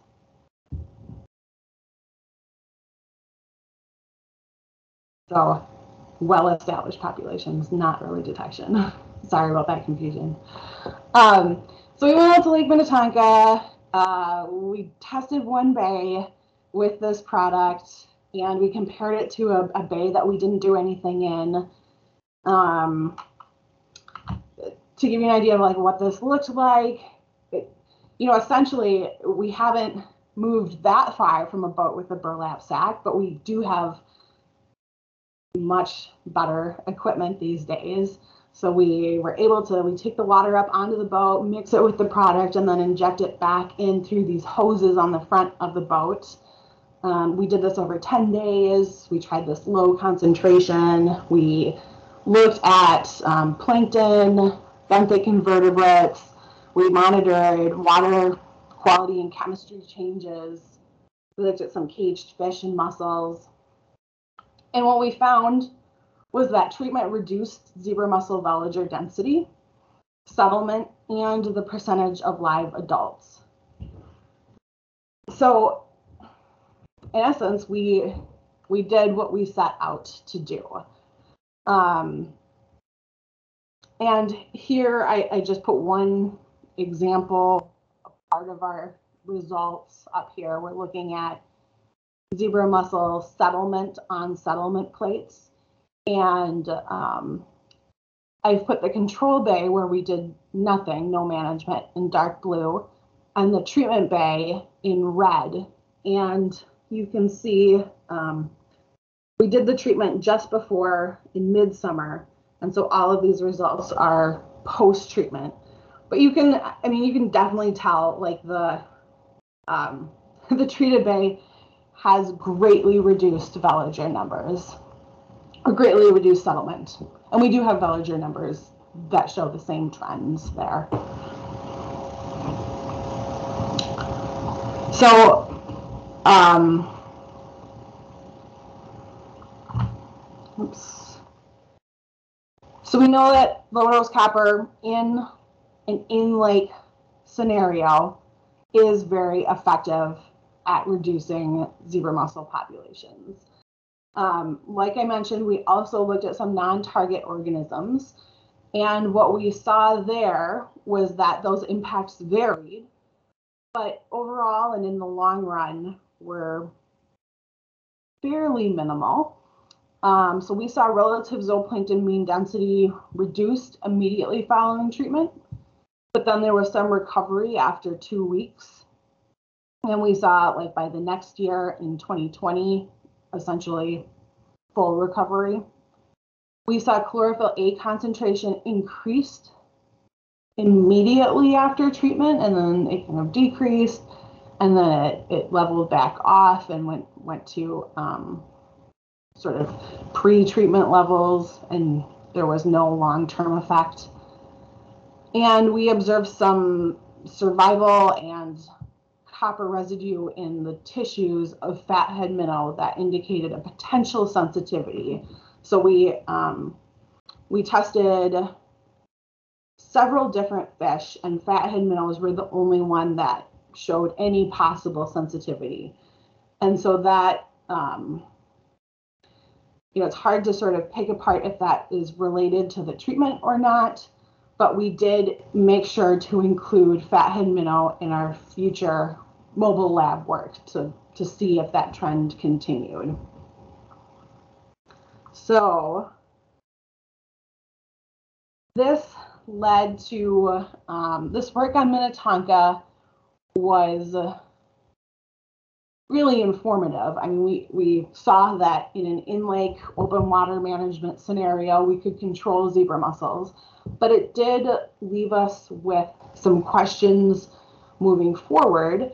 For example, I mentioned that we used a low dose to target the veliger life stage, but we saw great suppression of veligers, juveniles, and adults, suggesting that we probably could further reduce that concentration, because we, if we're also killing adults, we probably are using more products than we might need to. So at that point, our questions shifted a little bit and became, can we accurately predict a concentration that will reduce veliger numbers by doing bioavailability modeling? So can we figure out what that lower concentration might be? And then using that prediction, if we test it, what is that lowest concentration that will reduce veligers? And finally, using that lowest dose that we have identified, are there non-target impacts associated with that treatment level, and what are those? And that's what we did this past summer up in our mobile lab. I'm going to go through each of these questions and sort of talk about how we address them in our mobile lab on Pelican Lake. Our first question was, can we accurately predict a concentration that will reduce veliger numbers by doing bioavailability modeling? And this gets to the idea that copper toxicity changes as bioavailability changes, and bioavailability of copper is determined by water chemistry. So copper competes with different ions in the water to bind to the gills of different gilled organisms, such as zebra mussels. And if we look at the makeup of different waters, can we use that water chemistry information with a bioavailability model to predict what that appropriate lowest dose of copper might be? So we went out and collected some water from Pelican Lake and did I guess, pretty simple chemistry analyses. The measurements that we took for this work were temperature, pH, dissolved organic carbon, calcium, magnesium, sodium, potassium, that suite of ions, I guess chloride, sulfate, and then alkalinity. And we use that information in this bioavailability model to predict the lowest effective dose for targeting veligers in Pelican Lake waters.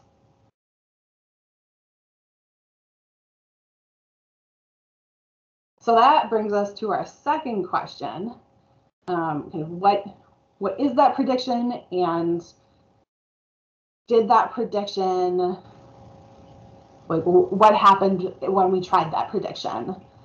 So after we took those water chemistry readings and we put them through the model, we tested them in this controlled setting that was the mobile lab that I keep referring to.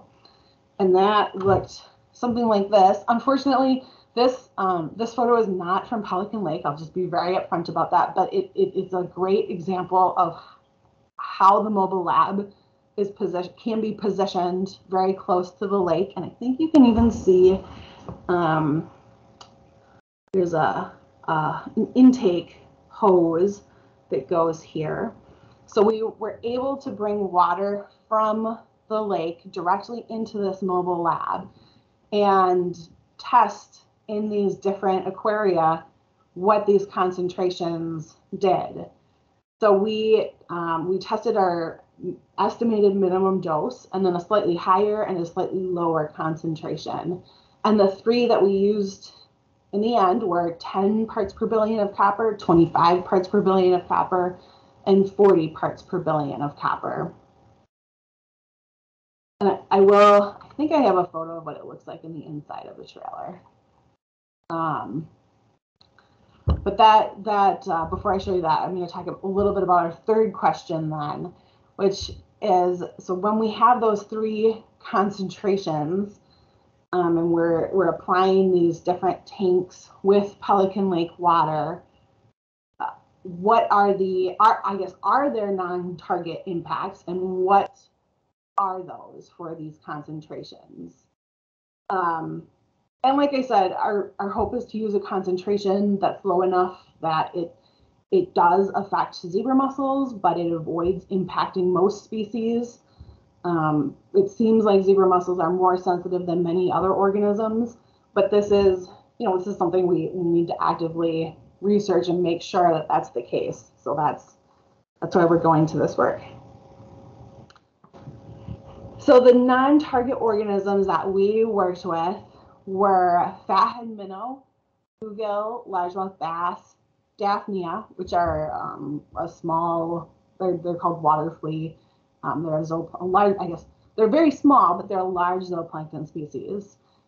We had a native mussel species, we had a snail species, and then we used adult zebra mussels in addition to zebra mussel veligers. And we had these in our different tanks in water that had been piped in from the lake, and we tested different tanks with different concentrations. And so if you were able to visit us this summer and you stuck your head in, this is what you would have seen. And we had a couple of people describe it as sort of looking like a bait shop in the inside. And so you'll see even like listed here, this one had our medium dose, our high dose, our low dose. This was a control with no copper added. And these little red bags in front had our adult zebra mussels. And then we had one of our fish species in this middle tank, another fish species in the back, and our native mussels and snails were in like a little holding Tupperware tank in the back at the bottom. So this is kind of what it looked like. And these photos are from Pelican. So this is exactly what the setup looked like this summer. And what we found We haven't done any official analysis yet. So this isn't like final results or any of that. This is just what we kind of know so far from looking through our data. And I'm going to break this down. So we know that just looking at this, there is no apparent treatment-related mortality for fish. We have our 3 fish species here.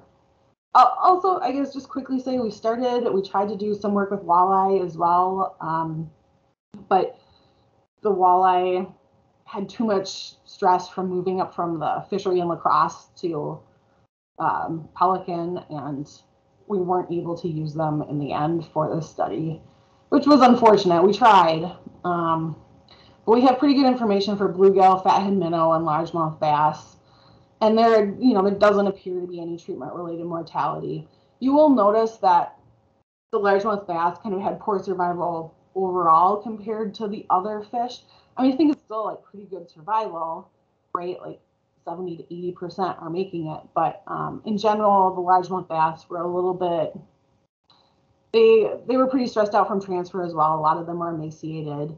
And we saw that in every tank that they were in. So that had no correspondence to treatment. It was just across the board. They were kind of sickly.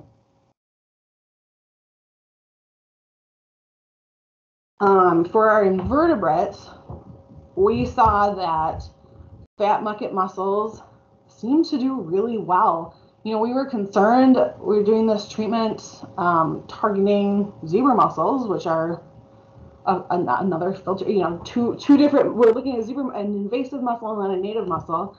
And the native mussels had 100% survival, which was really great to see. And we actually kept them in 4 extra days to see if there was any delayed mortality, and there wasn't. So that was, they were all really happy to see that. Snails might have had a response to treatment. We need to do the actual statistical analysis to see if that's the case or not. But you will notice that it looks like more snails died in the high concentration.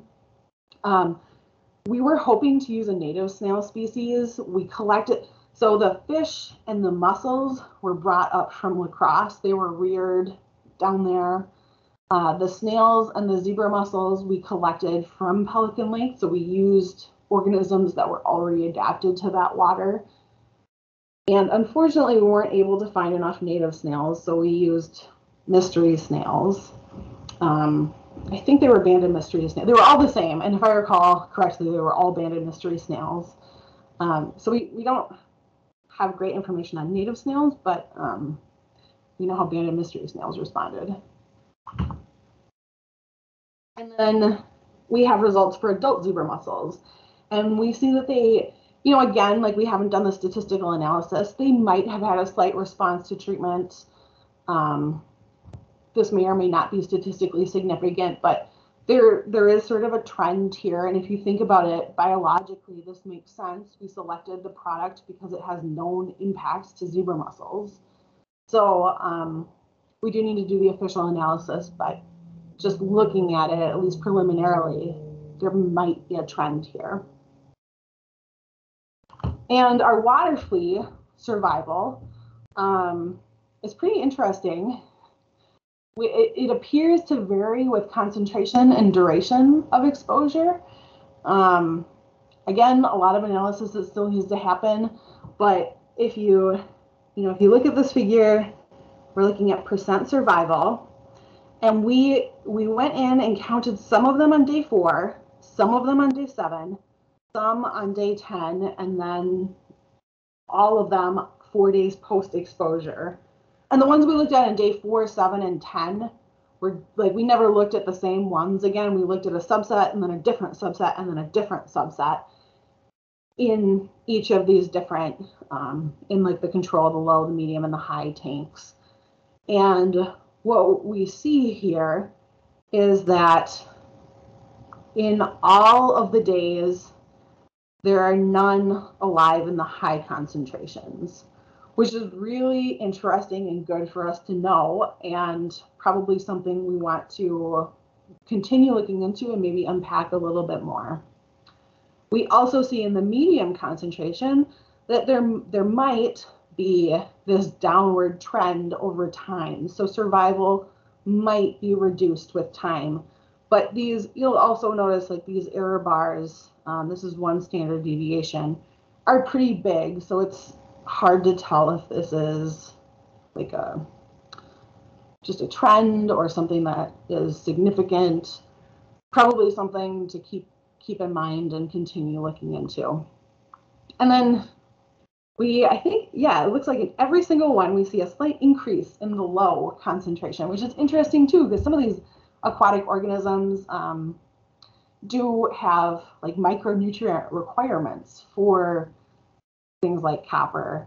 So I don't know, if, again, like looking at the error bars, if there's anything significant or not, but just some interesting takeaways, I guess, at least right away.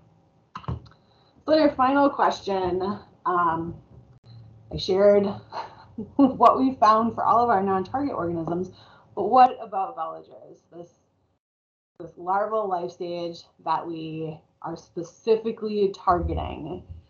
And unfortunately, we are still trying to figure this out. We didn't get great data on the veliger response. We have some information that we're working through, but we sort of discovered partway through the trial that a lot of the veligers that were coming in through the hosing were probably already dead, just because of sort of where we were on Pelican Lake. It's very shallow up in that northeastern area. And so what we kind of figured out was that the live, healthy, robust veliger population that we wanted was just out past the drop-off on Pelican Lake, and our hoses just were not long enough to reach that. So we didn't get great information on veligers. We did at the end go out and collect veligers in tows and look at them under the scope to make sure they were alive. And then we did like a 4-day trial. Again, we didn't have great sample size. So we actually repeated that again in August. Still didn't have great sample size. So we're still answering this question, and we'll probably be continuing to answer it with some additional veligers in the future. So lastly, and I know I'm coming up on my time, what next? Like I kind of hinted at, we still want to know more about specific veliger response. That's a huge, we have great information on non-targets, but we need to know more about those veligers. We would like to apply what we've learned so far about predicting concentrations to a larger situation or scenario.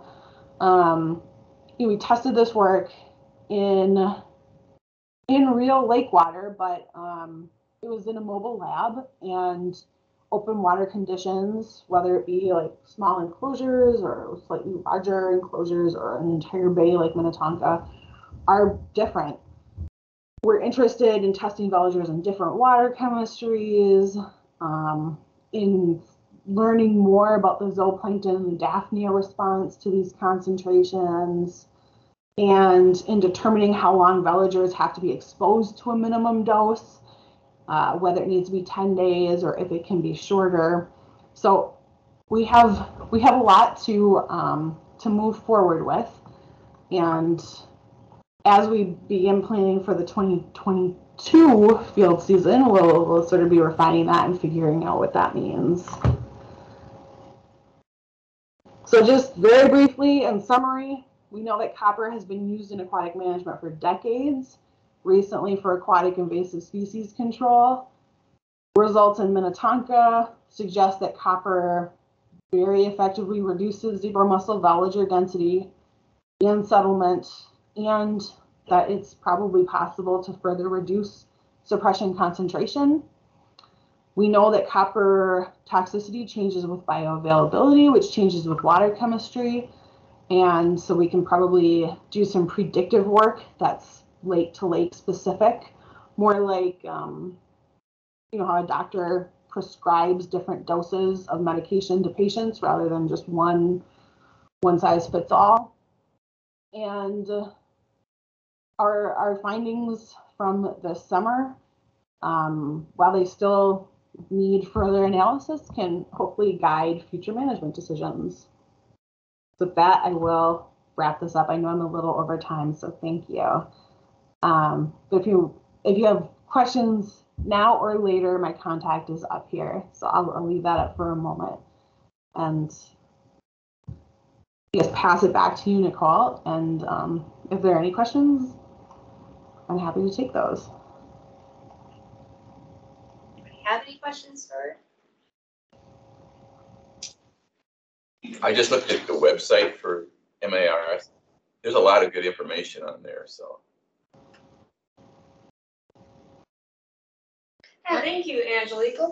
Yeah, I just have a big, a little challenge of the fact that it was drought, it was low water. And I think it was mentioned that we had a lot, being on the north, getting all the northwest winds and all the white caps and whatever that caused the death of the villagers was another. Is that something you think is a possibility, that white caps and I actually does?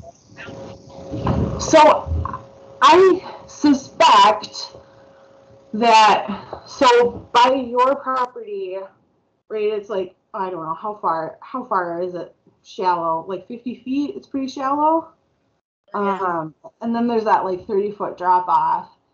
My guess is that really shallow area is just, I mean, it's not great. It's not as good of habitat probably for the villagers. And what we think is that just past that drop off is like where it's much deeper is where the larger population lives, and then the ones that end up in that like 50-foot stretch that's pretty shallow, sunny, hot, open, are probably the ones that have died or are dying and just do get washed up by the waves. So I don't know that the waves would kill them, but they probably would blow up the dead ones. That's just, that's my guess. Yeah, and we did have an abnormal year with our low water levels this year, so I could see that partaking in some of the mortality of the villagers. Yeah, and it just, it was, that area is a lot warmer too, since it is so shallow and there's minimal vegetation, and I don't know, that's just my guess, is it's the area where the dead ones just sort of wash up and accumulate. But I'm sure longer term observation could confirm or deny that. Yeah, is that in your site for years? Obviously, Pelican because it met your criteria is because of maybe the results that you didn't get so successful with the villagers, or is there any kind of plan in the making of maybe going back out there to collect more research? Sorry, I missed the beginning of what you said. Just for future, moving forward with this, yeah, is there any kind of plan, to go back to Pelican since it met a certain criteria with this project to do more research on? I'm not sure that we would return to Pelican. We do want to collect, we need to do more work with villagers. One of the things we've discussed is we have great information on the Daphnia, and so we might be able to, if we worked on a different water body and like collected villagers there, as well as did runs on or trials on Daphnia. The Daphnia could be sort of what allowed us to make that comparison. We haven't really formalized any plans for next year yet, so I'm not sure, but my guess is that we probably wouldn't return to Pelican for that. But you know, we just need somewhere where we can get villagers.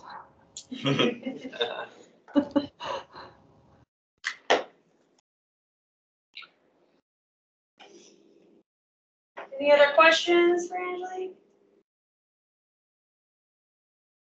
Everybody's probably nodding off by now. I know I ended with like a very technical presentation, but yeah, we really do appreciate being able to do the work up there, and it was great to have people stop by, and Susan was a wonderful host, and Nicole, it was really good to meet you. So it's really nice to know that the community is interested, and yeah, and I as researchers. I just have one more question for your wrap up. So you said you don't really have any plans for the upcoming season or year, but is there going to be in like treatments in either Minnetonka or Pelican? Yeah, I guess we have not officially decided. So I guess I don't have anything like specific to share. What we've been talking about most recently is doing work in enclosures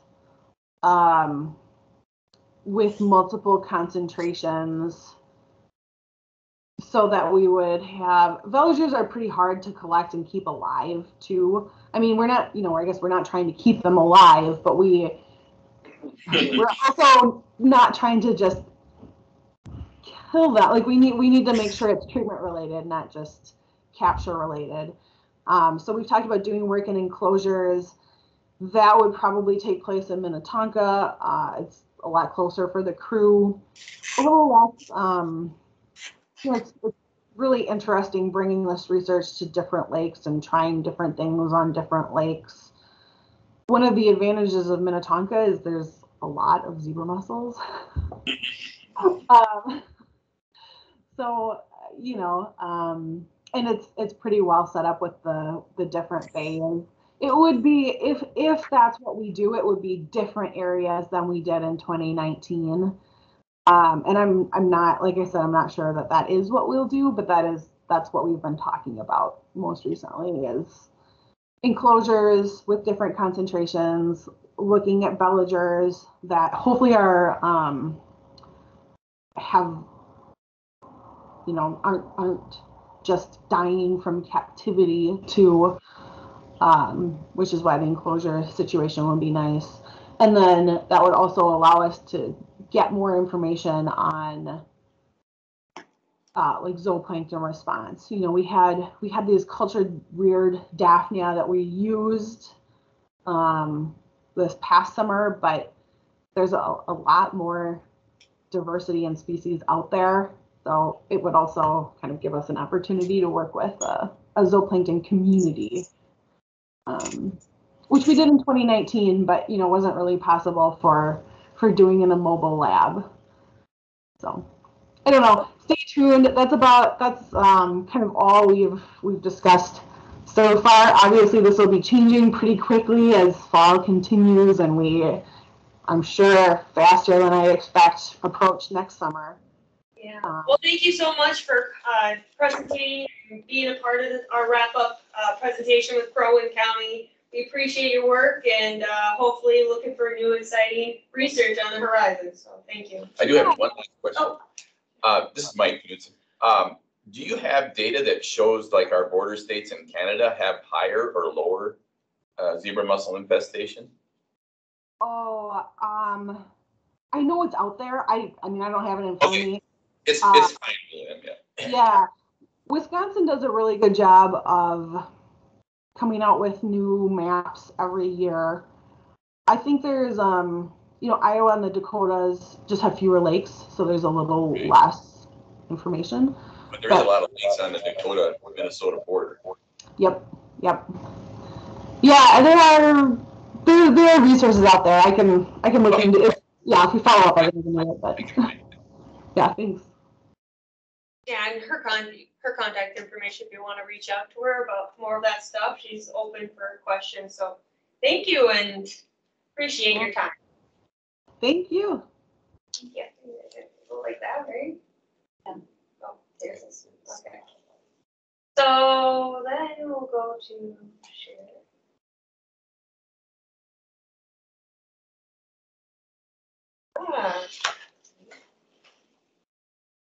So, kind of just briefly talking about some next steps in our AIS prevention plan. We were awarded in 2020. We saw that additional funds at 22,000. So we'll be getting that 462, just over that, this year.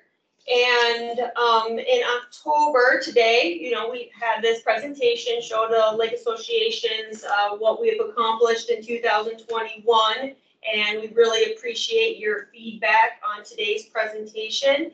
And so we'll start planning our 2022 AIS prevention plan in here November and December. In early January, we'll give a Lake Association feedback session on what we're going to be introducing for the 2021 AIS prevention plan. And then we'll have our public comment period start there, where Lake Associations can provide a comment on, what they like or don't like about the plan. And then in February, the county board will take final action on that plan moving forward for implementation.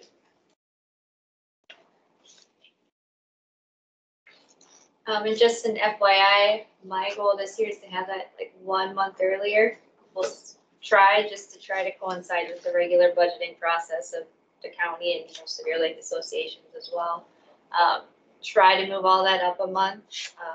Not saying it's gonna happen for sure because it's all new, but that is a goal of ours, is to try to get that done a little bit earlier.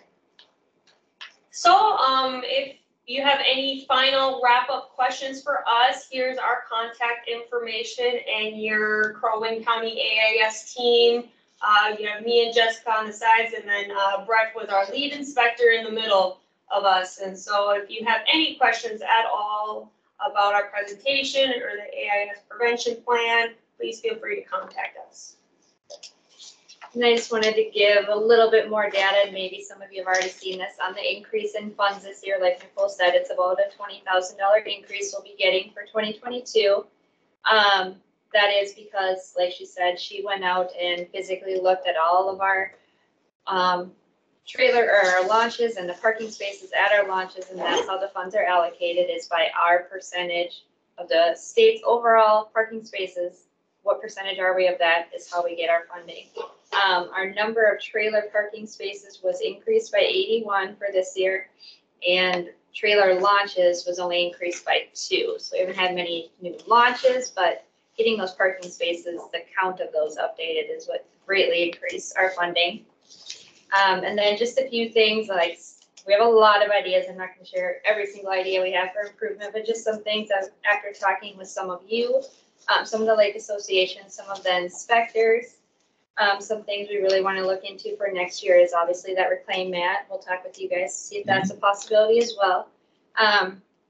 Getting new signage for our accesses that are infested. Some of those signs that we have that are county signs are kind of getting old, potentially updating those or getting different signage out on those accesses. Getting outhouses at our landings.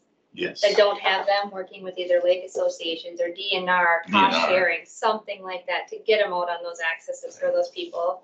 One, so they're not having to leave and miss inspections. Right. 2, which is for the boaters as For well. the boaters especially. Yeah, we've had a few fun stories this summer about that. We had one, and then the DNR didn't put it out this year. Yes, and a lot of it, I think it was I don't remember if it was a DNR or an inspector that I talked to. They said they were hard to come by as well because they want to try to get the handicap accessible ones. And ours was. Hard to come by. And ours was, but I don't know what happened to it. Everyone has outhouses. I'm not sure what it is. Well, then get in the outhouse business. Yeah, there you go.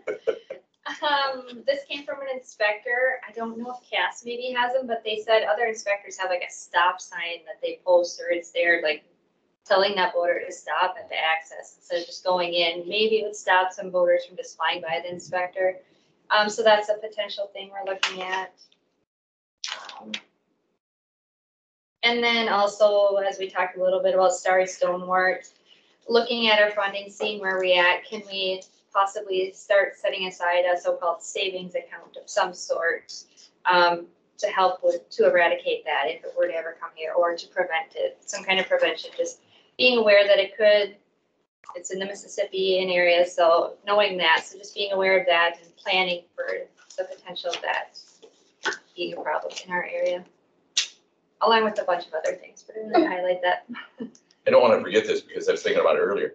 You see how you have that tether your name badge?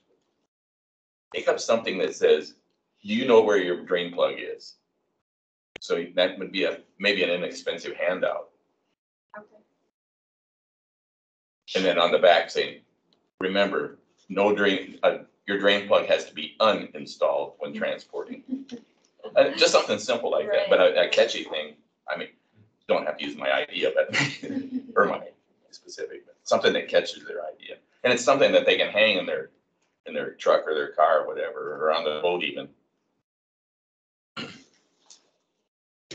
There's promo companies that make, well, you guys know that. Yeah. Make fun of stuff like that. Yeah. You can pay as much or as little as you want, so. The more you order, the less you pay. Right. But I'm saying, funding and things like that. We're like your dad. Yep. Great, we got a lot of great feedback, a lot of great comments. Like I said, you can contact us anytime if you have any questions about anything AIS related, and we will do our best to get you the information. Is there any last comments in the chat? No? All right, well, thank you for your time. And Thank you. Thank you, everybody. Well, Are you just- I'm gonna pass on, yeah. Fishing? Dana. Fishing.